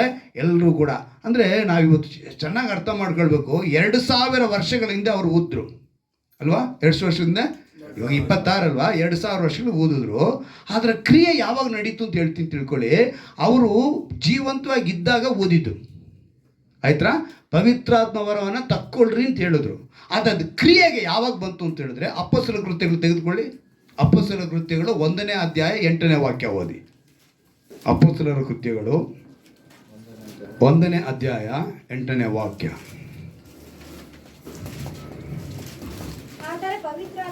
ಆದರೆ ಪವಿತ್ರಾತ್ಮನು ನಿಮ್ಮ ಮೇಲೆ ಬರಲು ನೀವು ಬಲವನ್ನು ಹೊಂದಿ ಯೆರೂಸಲೇಮಿನಲ್ಲಿಯೂ ಎಲ್ಲ ಯೂದಾಯ ಸಮಾರ್ಯ ಸೀಮೆಗಳಲ್ಲಿಯೂ ಭೂಲೋಕದ ಕಟ್ಟ ಕಡೆಯವರೆಗೂ ನನಗೆ ಸಾಕ್ಷಿಗಳಾಗಿರಬೇಕು ಅಂದನು. ಅವತ್ತು ಊದಿದ್ದು ಇಲ್ಲಿ ಯಾವಾಗ ಹೇಳ್ತಿದ್ದಾರೆ, ಆದರೆ ಪವಿತ್ರಾತ್ಮ ನಿಮ್ಮ ಮೇಲೆ ಬರಲು, ಅಂದರೆ ಅವರು ಸತ್ತು ಉಣಲ್ಪಟ್ಟು ಜೀವಂತವಾಗಿ ಎದ್ದ ಮೇಲೆ ಅವರು ಇವರಿಗೆ ದರ್ಶನ ಕೊಟ್ಟು ಆಮೇಲೆ ಹೇಳ್ತಾರೆ, ಆಮೇಲೆ ಇವರೆಲ್ಲ ಏನು ಮಾಡ್ತಾರೆ, ಪೆಂತೆಕೋಸ್ತ ದಿನದಲ್ಲಿ ಏನು ಮಾಡ್ತಾರೆ, ಆ ಪವಿತ್ರಾತ್ಮನ ಶಕ್ತಿನ ಪೂರ್ತಿಯಾಗಿ ಹೊಂದಿಕೊಳ್ತಾರೆ. ಆದರೆ ಇವತ್ತು ಅವರು ಊದಿದ್ರು ಅಂಥೇಳಿ ತುಂಬ ಜನ ಊದಕ್ಕೆ ಶುರು ಮಾಡ್ಕೊಂಡಿದ್ದಾರೆ. ಪವಿತ್ರಾತ್ಮನ ಎಲ್ಲವನ್ನು ಉಪದೇಶ ಮಾಡ್ತಾನೆ. ನಮಗೆ ಪವಿತ್ರಾತ್ಮನ ಉಪದೇಶಗಳು ಹೆಂಗಿಲ್ಲ ಇದೆ ಅಂತ ಹೇಳಿದ್ರೆ ಅಷ್ಟು ಅದ್ಭುತವಾಗಿ ಅವ್ರು ಹೇಳ್ತಾರೆ. ಈ ಮಾತುಗಳನ್ನ ನೋಡಿ, ಪವಿತ್ರಾತ್ಮನ ಕುರಿತು ಯೋಹಾನ ಬರೆದ ಸುವಾರ್ತೆ 14ನೇ 26ನೇ ವಾಕ್ಯ ಓದ್ತೀನಿ ಕೇಳಿ.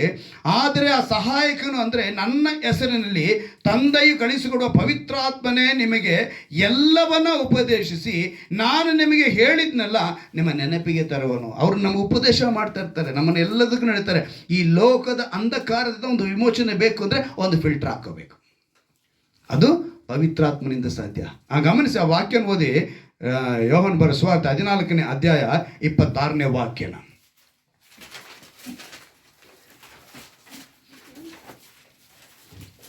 ಎಲ್ಲರೂ ಓದಿ, ಗಮನ ಇಟ್ಟು ಓದಿ.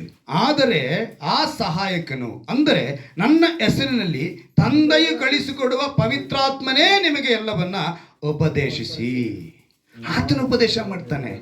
ದುಷ್ಟನು, ಈ ಶತ್ರು ನೀನು ಕೆಟ್ಟು ಹೋಗೋದಕ್ಕೆ, ನಾಶನ ಆಗೋದಕ್ಕೆ ಪ್ರೇರಣೆ ಮಾಡ್ತಾನೆ ಇರ್ತಾನೆ. ಅವನು ಅದರಲ್ಲಿ ಆನಂದ ಪಡ್ತಾನೆ. ಇವತ್ತು ಈ ಪ್ರೇರಣೆಗೆ ಒಳಪಟ್ಟು ತುಂಬ ಜನ ಆನಂದವಾಗಿದೆ, ಸುಖವಾಗಿದೆ, ಮನೋರಂಜನೆ ಆಗಿದೆ, ಅಂದರೆ ಸಂತೋಷವಾಗಿದೆ, ನಾನು ಆಕಾಶದಲ್ಲಿ ತೇಲಾಡ್ದಂಗಿದೆ ಅಂಥೇಳಿ ಅದಕ್ಕೆ ಬಿದ್ದೋಗ್ತಾರೆ. ಕಳೆದ ದಿವಸದಲ್ಲಿ ನನಗೆ ನಡೆದಂಥ ವಿಷಯ ಹೇಳ್ತೀನಿ. ಒಂದು 7:15 ನಾನು ಅಮೃತಹಳ್ಳಿ ರೋಡಲ್ಲಿ ಬರ್ತಾಯಿದ್ದೀನಿ. ಒಂದು 3 ಬೈಕ್ನವರು ಇಷ್ಟ ಬಂದಂಗೆ ಓಡಿಸ್ಕೊಂಬಂದರು. ಇಷ್ಟ ಬಂದಂಗೆ ವೀಲಿಂಗ್ ಮಾಡ್ಕೊಂಡು ಬರ್ತಾ ಇದ್ದಾರೆ. ವೀಲಿಂಗ್ ಮಾಡ್ಕೊಂಡು ಅಡ್ಡ ದಿಡ್ಡಿ ಈ ಕಡೆ ಆ ಕಡೆ ಓಡ್ತಿದ್ದಾರೆ. ಒಬ್ಬನು ಬಂದು ನನ್ನ ಗಾಡಿ ಮುಂದೆ ಸಡಾರ್ ಅಂತ ಬಿದ್ದೇ ಹೋಗ್ಬಿಟ್ಟ ವೀಲಿಂಗ್ ಮಾಡಿಕೊಂಡು. ನಾನು ಬ್ರೇಕ್ ಹಾಕಿ ನಿಲ್ಲಿಸಿದ್ದೀನಿ.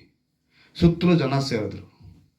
ಅವರ ಕಣ್ಣುಗಳನ್ನ, ಮುಖಗಳನ್ನ ನೋಡಿ ಗೊತ್ತಾಗೋಯ್ತು ಅವ್ರಿಗೆಲ್ರಿಗೂ ಅವರೆಲ್ಲ ಡ್ರಗ್ಸ್ಗೆ ಅಡಿಕ್ಟ್ ಆಗಿದ್ದಾರೆ ಅಂತ. ಅಲ್ಲಿರೋರೆಲ್ಲ ಸೇರಿ ಆ ಹುಡುಗರನ್ನ ಬೈದು 2 ಏಟು ಬಿಟ್ಟು ಕಳಿಸ್ಕೊಟ್ರು. ಇಲ್ಲಾಂದರೆ ಅವತ್ತು ನನ್ನ ಪರಿಸ್ಥಿತಿ ಬೇರೆ ಥರ ಆಗ್ಬಿಡ್ತಿತ್ತು. ಕಾರಣ ಏನು, ಅವ್ರ ಆಕಾಶದಲ್ಲಿ ತೇಲಾಡ್ದಂಗೆ ಇರ್ತೈತೆ. ಆ 2 ವೀಲರ್ ಓಡಿಸ್ಬೇಕಾದ್ರೆ ಆ ಥರ ಮಾಡ್ಕೊಂಡು ಬಂದು ಅವರ ಅಲ್ಲಿಗೆ ರಸ್ತೆಗೆ ಬಿದ್ದವ್ರು. ಆದರೆ ನನ್ನ ಕಡೆ ದೇವರು ಇರೋದ್ರಿಂದ ನನಗೆ ವಾದ ಮಾಡೋದಕ್ಕೆ ಏನು ಬಂದರು, ಒಂದು 10 ಜನ ಸೇರಿಕೊಂಡ್ರು. ಇಲ್ಲ ಅಂತ ಹೇಳಿದ್ರೆ ನಾನು ಅವತ್ತು, ಯಾಕಂದರೆ ನನ್ನ ಗಾಡಿ ಸೀದಾ ಹೋಗಿ ಅವ್ರ ಗಾಡಿ ಬುಲೆಟ್, ಇದು ಯಮಹ RX, ಅದರಲ್ಲಿ ಕರೆಕ್ಟಾಗಿ ಟಚ್ ಆಗಿ ನಿಂತೈತೆ. ಅವ್ರು ಕೆಳಗೆ ಬಿದ್ದಿದ್ದಾರೆ, ಆ ಕಡೆಗೆ ಗಾಡಿ ಆ ಕಡೆನೇ ಬಿದ್ದಿದೆ. ನಾನು ಕರೆಕ್ಟಾಗಿ ಹೋಗಿ ನಿಲ್ಸಿದ್ದೀನಿ. ಇನ್ನೊಂದು ಚೂರು ನಾನು ಸ್ಪೀಡ್ ಇದ್ದಿದ್ರೆ ಮೇಲೆ ಹತ್ತಿಸ್ಬೇಕಿತ್ತು. ಎಷ್ಟು ದೇವರು ನನ್ನ ಕಾಪಾಡಿದ್ರು ಅಂತೇಳಿ ನಾನು ಏನಕ್ಕೆ ಹೇಳ್ತೀನಿ ಅಂದರೆ, ಈ ರೀತಿಯಾಗಿ ಅವ್ರಿಗೆ ತೇಲ್ದಂಗೆ ಇರುತ್ತೆ. ಆದರೆ ನೋಡಿ, ಈ ಯಾವುದೇ ಮಾಡಿದ್ರು ಕೂಡ, ಈ ಮದ್ಯಪಾನ ಆಗ್ಬೋದು, ಧೂಮಪಾನ ಅದು, ಈ ಗಂಜಾ ಆಗ್ಬೋದು, ಯಾವುದೇ ಡ್ರಗ್ಸ್ ತೆಗೆದುಕೊಂಡ್ರು ಕೂಡ ಅದು ಶರೀರದಲ್ಲಿ ಡೊಕಮೇನ್ ಅಂತ ಒಂದು ಹಾರ್ಮೋನ್ ಉತ್ಪತ್ತಿ ಆಗುತ್ತೆ. ಅದು ಉತ್ಪತ್ತಿ ಆದಾಗ ಇವ್ರು ಏನಾಗುತ್ತೆ ಅಂತ ಹೇಳಿದ್ರೆ, ಅದು ಹಾರ್ಮೋನ್ ರಿಲೀಸ್ ಆಗುತ್ತೆ. ಇವರಿಗೆ ಏನೋ ಒಂದು ಖುಷಿ, ತಪ್ಪು ಮಾಡ್ತಾ ಇದೆ ಅನ್ನೋದೇ ಗೊತ್ತಾಗಲ್ಲ.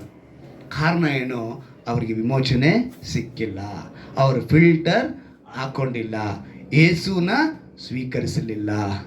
ಇವತ್ತು ನೀನು ವಿಮೋಚನೆ ಸಿಕ್ಕಿದೆ ಅಂತ ಹೇಳಿದ್ರಲ್ಲ ದೇವರು, ನಾನು ನಿನ್ನನ್ನು ವಿಮೋಚಿಸಿದ್ದೇನೆ ಅಂತ ಹೇಳಿದ್ರಲ್ಲ, ಇದೇ ನಿನಗೆ ಸಿಕ್ಕಿರೋ ವಿಮೋಚನೆ. ಹಲ್ಲೆಲೂಯಾ. ಇವತ್ತು ನೀನು ನಾನು ಇಲ್ಲಿ ಕುಳಿತಿದ್ದೀವಿ, ನಮ್ಮ ಶರೀರದ ಅಂಗಾಂಗಗಳೆಲ್ಲ ಕೆಲಸ ಮಾಡಿಕೊಂಡು ನಾವು ನಮ್ಮ ಮೆದುಳಿಗೆ ಇದೆಲ್ಲ ಕಂಟ್ರೋಲ್ ಮಾಡೋದು ಯಾರು ಗೊತ್ತಾ? ಮೆದುಳು. ಈ ಮೆದುಳು ಮೇಯ್ನ್ ಫಿಲ್ಟರ್ ಆಗಬೇಕು. ಅದಕ್ಕೆ ಫಿಲ್ಟರ್ ಹಾಕ್ಕೊಂಡ್ರೆ ನೋಟ. ಅದಕ್ಕೇ ದೇವರು ಹೇಳಿದ್ದು, ನಿನ್ನ ಕಣ್ಣು ನೆಟ್ಟಿಗಿದ್ರೆ ಇಡೀ ಶರೀರವೆಲ್ಲ ದೀಪವಾಗಿರುತ್ತೆ ಅಂತ ಹೇಳಿದ್ರು. ಏನಂತ ಹೇಳಿದ್ರು? ಇಡೀ ಶರೀರವೆಲ್ಲ ದೀಪವಾಗಿರುತ್ತೆ. ನೋಡಿ, ಈ ಸಿಸ್ಟಮ್ ಹೆಂಗೆ ದೇವರು ಮಾಡಿದ್ರು ಅಂದರೆ, ಈ ನಾವು ಅದನ್ನು ಒಳಗಾಗ್ಬಿಟ್ರೆ ನಾಶನ ಕೊಂಡೊಯ್ಯುತ್ತದೆ. ನರಗಳ ದೌರ್ಬಲ್ಯ ಆಗ್ಬಿಡುತ್ತೆ. ಮೊದಲನೇದಾಗಿ ಮುಖಕಾಂತಿ ಇದೆಯಲ್ಲ, ಅದು ಕುಗ್ಗೋಗ್ಬಿಡುತ್ತೆ. ಇದೊಂಥರ ಆಗ್ಬಿಡುತ್ತೆ. ಶರೀರ ದೌರ್ಬಲ್ಯ ಆಗುತ್ತೆ. ಎಲುಬುಗಳಿಗೆ ಬಲ ಇರಲ್ಲ, ಶರೀರ ಪೂರ್ತಿ ಬಲಹೀನತೆ ಆಗುತ್ತೆ. ಆ ದಿನ ಬಂದಾಗ ಬದುಕಬೇಕು ಅಂತ ಆಸೆ ಪಡ್ತಾರೆ, ಆದರೆ ಬದುಕಕ್ಕೆ ಸಾಧ್ಯ ಇಲ್ಲ. ಯಾಕಂದರೆ ಎಲ್ಲವೂ ನಶಿಸಿ ಹೋಗುವಂಥದ್ದು. ನೀವು ಹಾಕಿಕೊಂಡ ಅಸ್ಥಿವಾರ ಕ್ರಿಸ್ತನಿಂದ ಆಗಿದ್ರೆ ದುಷ್ಟನಿಂದ ನೀವು ದೂರ ಇರ್ತೀರ. ಪವಿತ್ರಾತ್ಮನ ಸಹಾಯ ಬರುತ್ತೆ. ಆತ್ಮಕ್ಕೂ ಶರೀರಕ್ಕೂ ಫಿಲ್ಟರ್ ಹಾಕ್ಕೊಂಡು ಕೊನೆಗೆ ನಾಶನದಿಂದ ನಾವು ತಪ್ಪಿಸ್ಕೊಳ್ತೀವಿ. ಪ್ರತಿ ಭಾನುವಾರ ವಾಕ್ಯದಿಂದ ವಿಮೋಚನೆ ಪಡಿತಾರೆ. ಹಲ್ಲೆಲೂಯಾ. ಎಲ್ಲಿಂದ ವಿಮೋಚನೆ ಪಡಿತೀರಾ? ವಾಕ್ಯದ. ಕೊನೆಯದಾಗಿ ಎಫೆಸದವರಿಗೆ ಬರೆದ ಪತ್ರಿಕೆ 4ನೇ ಅಧ್ಯಾಯ 30ನೇ ವಾಕ್ಯವನ್ನು ಓದೋಣ. ಎಫೆಸದವರಿಗೆ ಬರೆದ ಪತ್ರಿಕೆ 4ನೇ ಅಧ್ಯಾಯ 30ನೇ ವಾಕ್ಯ. ದೇವರ ಪವಿತ್ರಾತ್ಮನನ್ನು ದುಃಖಪಡಿಸಬೇಡಿರಿ, ಆತನಲ್ಲಿಯೇ ವಿಮೋಚನೆಯ ದಿನಕ್ಕಾಗಿ ಮುದ್ರೆ ಹೊಂದಿದ್ದೀರಲ್ಲ. ಹಲ್ಲೆಲೂಯಾ. ಮುದ್ರೆ, ಸೀಲ್. ಏನಂತೆ? ಸೀಲ್. ಒಂದು ಸೀಲ್ ಹಾಕ್ತಾರೆ. ಒಂದು ವಸ್ತು, ಈಗ ಯಾವುದೇ ಒಂದು ಮಾಲ್ಗೆ ಒಂದು ಐಟಮ್ ಬರುತ್ತೆ ಅಂದರೆ ಲಾರಿಗೆ ಏನಾಗಿ ಕಳಿಸ್ತಾರೆ? ಸೀಲ್ ಹಾಕಿ ಕಳಿಸ್ತಾರೆ. ಒಂದು ವಸ್ತುನ ಯಾರಿಗೆ ಒಂದು ಡೆಲಿವರಿ ಮಾಡೋದು ಏನು ಮಾಡಬೇಕು? ಅದು ಸೀಲ್ ಹಾಕಿ ಕಳಿಸ್ಬೇಕು. ಏನರ್ಥ ಅದು? ಮತ್ತೆ ಅದು ಓಪನ್ ಯಾರು ಮಾಡಬಾರ್ದು. ನೀವು ಅದೇ ರೀತಿಯಾಗಿ ಪವಿತ್ರಾತ್ಮನ ಸೀಲ್ ಹಾಕ್ಕೊಂಡ್ರೆ ನಿಮ್ಮನ್ನು ಓಪನ್ ಮಾಡೋದಕ್ಕೆ ಶತ್ರುಗೆ ಆಗಲ್ಲ, ಅವನಿಗೆ ಸ್ಥಳ ಕೊಡೋಕ್ಕೆ ಸಾಧ್ಯವಿಲ್ಲ. ಆದರೆ ಇವತ್ತು ನೀವು ಆ ಫಿಲ್ಟರ್ನ ಹಾಕ್ಕೊಂಡಿಲ್ಲ ಅಂದರೆ ಪವಿತ್ರಾತ್ಮನ ಮುದ್ರೆ ನಿಮ್ಮ ಮೇಲೆ ಇರಲ್ಲ. ಸೊ ನಾವೇನು ಮಾಡಬೇಕು ಇವತ್ತು? ಆ ವಿಮೋಚನೆ ಯಾವುದು ಅಂತ ಹೇಳಿದ್ರೆ ನಮಗೆಲ್ಲರಿಗೂ ಫಿಲ್ಟರ್ ಹಾಕಬೇಕು. ನಾವೇನಾಗಬೇಕು? ಅದನ್ನು ಎಲ್ಲವನ್ನು ತೆಗೆದುಕೊಳ್ಳುವಂತೆ ಯಾವುದು ನೋಡಬೇಕು, ಯಾವುದು ನೋಡಬಾರ್ದು ಅನ್ನೋ ವಿಷಯ ತಿಳ್ಕೊಳ್ಳುವಂಥ ಒಂದು ಫಿಲ್ಟರ್ ಹಾಕ್ಕೊಂಡ್ರೆ ವಿಮೋಚನೆ ನಾವು ಹೊಂದಿದ್ದೀವಿ. ಸೊ ಈ ಅನುಭವ ಕೊಡಿ ಅಂತೇಳಿ ಮೊಣಕಾಲು ಹಾಕಿ ನಾವೆಲ್ಲ ಪ್ರಾರ್ಥನೆ ಮಾಡೋಣವಾ? ದೇವರ ಮಾತನ್ನು, ದೇವರ ವಾಕ್ಯವನ್ನು ಕೊಂಡೊಯ್ಯುವುದಕ್ಕಾಗಿ ಅವತ್ತು ಬ್ರದರ್ ಆಂಡ್ರೂ ಎಂಬುವರು, ಅವರು ಹೇಗೆ ಅಂತ ಹೇಳಿದ್ರೆ ಸುಮಾರು ನಮ್ಮ ಭಾಷೆಯಲ್ಲಿ ಹೇಳಬೇಕು ಅಂದರೆ ಕೋಟಿಗಟ್ಟಲೆ, ಇಂಗ್ಲೀಷ್ನಲ್ಲಿ ಓವರ್ 10 ಮಿಲಿಯನ್ ಕಾಪೀಸ್ ಅವರು ವ್ಯಾಪಾರ ಮಾಡಿದ್ದಾರೆ ಅಂತ, ಸೋಲ್ಟ್ ಮಾಡಿದ್ದಾರೆ, ಮಾರಿದ್ದಾರೆ. 10 ಮಿಲಿಯನ್ವರೆಗೂ ಅವರು ಕಳಿಸಿದ್ದಾರೆ. God's smuggler. ಅವರ ಮಿಷನರಿ ಸೇವೆ ಆ ರೀತಿಯಾಗಿತ್ತು. ಇವತ್ತು ನೀನು ನಾನು ಅಂಥ ವಿಮೋಚನೆಯನ್ನು ತಿಳಿಸುವಂಥ ಸೇವಕರುಗಳಾಗ ಮಾತಾಡ್ಬಿಡಬೇಕು. ಎಲ್ಲರೂ ನಾವು ಶಿಷ್ಯರಾಗಬೇಕು. ಅದಕ್ಕೇನೆ ದೇವರು ಹೇಳಿದ್ದು, ಯುಗದ ಸಮಾಪ್ತಿಯವರೆಗೂ ನಾನು ನಿಮ್ಮ ಸಂಗಡ ಇರುತ್ತೇನೆ ಅಂತೇಳಿ. ನಾವೆಲ್ಲರನ್ನೂ ಹೋಗಿ ತಂದೆ ಮಗ ಪವಿತ್ರಾತ್ಮನ ಹೆಸರಿನಲ್ಲಿ ದೀಕ್ಷಾ ಸ್ನಾನ ಮಾಡಿ ಶಿಷ್ಯರನ್ನಾಗಿ ಮಾಡುವಂಥ ಅಭಿಷೇಕಿಸಲ್ಪಟ್ಟವರಾಗಿರಬೇಕು. ಬ್ರದರ್ ಆಂಡ್ರೂ ಅದನ್ನೇ ಮಾಡಿದ್ದು. ಅದಕ್ಕೆ ಅವರಿಗೆ ದೇವರ ಮಾತು ಎಷ್ಟು ಅವ್ರಿಗೆ ಇಷ್ಟ ಅಂತೇಳಿ ಅವ್ರು ತಿಳ್ಕೊಂಡಿದ್ರೋ ಅದನ್ನು ತಿಳಿದವರಾಗಿ ಅವರು ಸತ್ಯವೇದ ಕಳ್ಳ ಸಾಗಣೆದಾರರಾಗಿದ್ದರು. ಗಾಡ್ಸ್ ಸ್ಮಗ್ಲರ್, ದೇವರ ಕಳ್ಳ ಸಾಗಣೆದಾರನು ಅಂತ ಹೇಳಲ್ಪಡಿದೆ. ಇವತ್ತು ನೀನು ನಾನು ಆ ವಿಮೋಚನೆಯನ್ನು ಪಡೆದುಕೊಳ್ಳಬೇಕು ಅಂತ ಹೇಳಿದ್ರೆ ನಾವು ಕೇಳಿದ ವಾಕ್ಯದ ಪ್ರಕಾರ ಎಲ್ಲ ವಿಷಯಗಳಲ್ಲಿ ನಿನಗೊಂದು ಜೀವಾತ್ಮ ಇದೆ, ಹಾಗೆ ಪವಿತ್ರಾತ್ಮನ ವರ ಕೊಡಲ್ಪಟ್ಟಿದೆ. ಇವತ್ತು ಆ ಪವಿತ್ರಾತ್ಮ ವರವನ್ನು ನಾವು ಹೊಂದಿಕೊಳ್ಳಬೇಕು. ಇವತ್ತು ಅನೇಕರು ಆ ಪವಿತ್ರಾತ್ಮ ವರವನ್ನು ಸರಿಯಾಗಿ ಅರ್ಥ ಮಾಡ್ಕೊಳ್ತಿಲ್ಲ. ಆ ಪವಿತ್ರಾತ್ಮ ನಿನ್ನಲ್ಲಿದ್ದರೆ ನಿನ್ನ ಬದುಕಿನಲ್ಲಿ ಒಂದು ಫಿಲ್ಟರ್ ಆಗ್ತಾಗೆ ಎಲ್ಲ ಪಾಪ ಕೃತ್ಯಗಳನ್ನು ತೆಗೆದುಹಾಕಿ ಪರಿಶುದ್ಧನಾಗಿ ಬದುಕುವುದಕ್ಕೆ ಒಂದು ಅವಕಾಶ ಬರುತ್ತದೆ. ನೀನು ತಿಳಿದುಕೊಳ್ಳಬೇಕು, ಇವತ್ತು ನಾನು ಈ ರೀತಿಯಾಗಿಯೇ ಬದುಕಬೇಕು ಅಂತೇಳಿ. ಹೌದು ಯೆಸಯ್ಯ, ಯಾರ್ಯಾರು ಇದು ಒಪ್ಪಿಸಿಕೊಡುತ್ತಿದ್ದಾರೋ ಅವರೆಲ್ಲರಿಗೂ ಕೂಡ ಕರ್ತನೆ ನೀನು ವಿಶೇಷವಾದ ಕೃಪೆಯನ್ನು ಅನುಗ್ರಹಿಸಬೇಕು ನಾನು ಪ್ರಾರ್ಥಿಸ್ತೇನೆ. ಈ ವಾಕ್ಯವನ್ನು ಕೇಳಿದ ಪ್ರತಿಯೊಬ್ಬರಿಗೂ ಕೂಡ ಕರ್ತನೆ ಪವಿತ್ರಾತ್ಮನ ಆ ಉಚಿತವಾದ ಒಂದು ವರವನ್ನು ಪಡೆದುಕೊಂಡವರು ತಮ್ಮ ಬದುಕಿನಲ್ಲಿ ಎಲ್ಲ ವಿಷಯಗಳಲ್ಲೂ ಕರ್ತನೆ ಪರಿಶುದ್ಧರಾಗಿ ಬದುಕಬೇಕೆಂಬ ಒಂದು ಫಿಲ್ಟರ್ ಹಾಕೊಂಡು ಅವರ ಬದುಕನ್ನು ಸರಿಪಡಿಸಿಕೊಳ್ಳುವಂತೆ ಕೃಪೆ ಮಾಡು. ಯಾರ್ಯಾರು ಒಪ್ಪಿಸಿಕೊಡುತ್ತಾರೋ ಈ ವಾಕ್ಯದ ಆಶೀರ್ವಾದ, ಯಾರದಿನ ಆಶೀರ್ವಾದ ಅವರಿಗೆ ಉಂಟಾಗಲಿ ನಾನು ಪ್ರಾರ್ಥಿಸ್ತೇನೆ. ತಿಳಿದವರು ಅನೇಕರಿಗೆ ತಿಳಿಸುವಂತ ಜ್ಞಾನವನ್ನು ಕೊಡಿ. ಈ ವಾಕ್ಯವನ್ನು ಯಾರೇ ಕೇಳಿದ್ರು ಕೂಡ ಅನೇಕರು ಬದಲಾವಣೆ ಹೊಂದುವಂತೆ. ನಾನು ನಿನ್ನನ್ನು ವಿಮೋಚಿಸಿದನಲ್ಲ, ಆ ವಿಮೋಚನೆ ಎಂತಹುದು, ಅದರ ರೂಪ ಏನು? ಅದು ಪವಿತ್ರಾತ್ಮನಿಂದ ಉಂಟಾಗುವ ಒಂದು ಪರಿಶುದ್ಧತೆಯ ರೂಪವಾಗಿದೆ. ನಮ್ಮನ್ನು ಪರಿಶುದ್ಧಕ್ಕಾಗಿ ನಡೆಸಿಕೊಂಡು ಹೋಗಬೇಕೆಂಬುದನ್ನು ತಿಳಿದುಕೊಳ್ಳುವಂತ ಅನುಭವದಲ್ಲಿ ನಡೆಸಬೇಕು ನಾನು ಪ್ರಾರ್ಥಿಸ್ತೇನೆ. ರಾಜ, ನಿನ್ನ ಆ ರೀತಿ ಮಾಡೋದಕ್ಕಾಗಿ ಸ್ತೋತ್ರ. ಬಲಹೀನತೆಗಳು ತೆಗೆದಾಕಿ ಆರೋಗ್ಯವನ್ನು ಕೊಡಿ, ಸಮಾಧಾನ ಕೊಡಿ, ಬಲಪಡಿಸಿ. ನಮ್ಮ ರಕ್ಷಕನ ವಿಮೋಚಕನಾಗಿರುವ ಯೇಸು ಕ್ರಿಸ್ತನ ನಾಮದಲ್ಲಿ ಪ್ರಾರ್ಥಿಸಿ ಬೇಡಿ ಒಂದು ಜೀವನ ತಂದೆಯೇ, ಆಮೆನ್. ಹಲ್ಲೆಲೂಯಾ.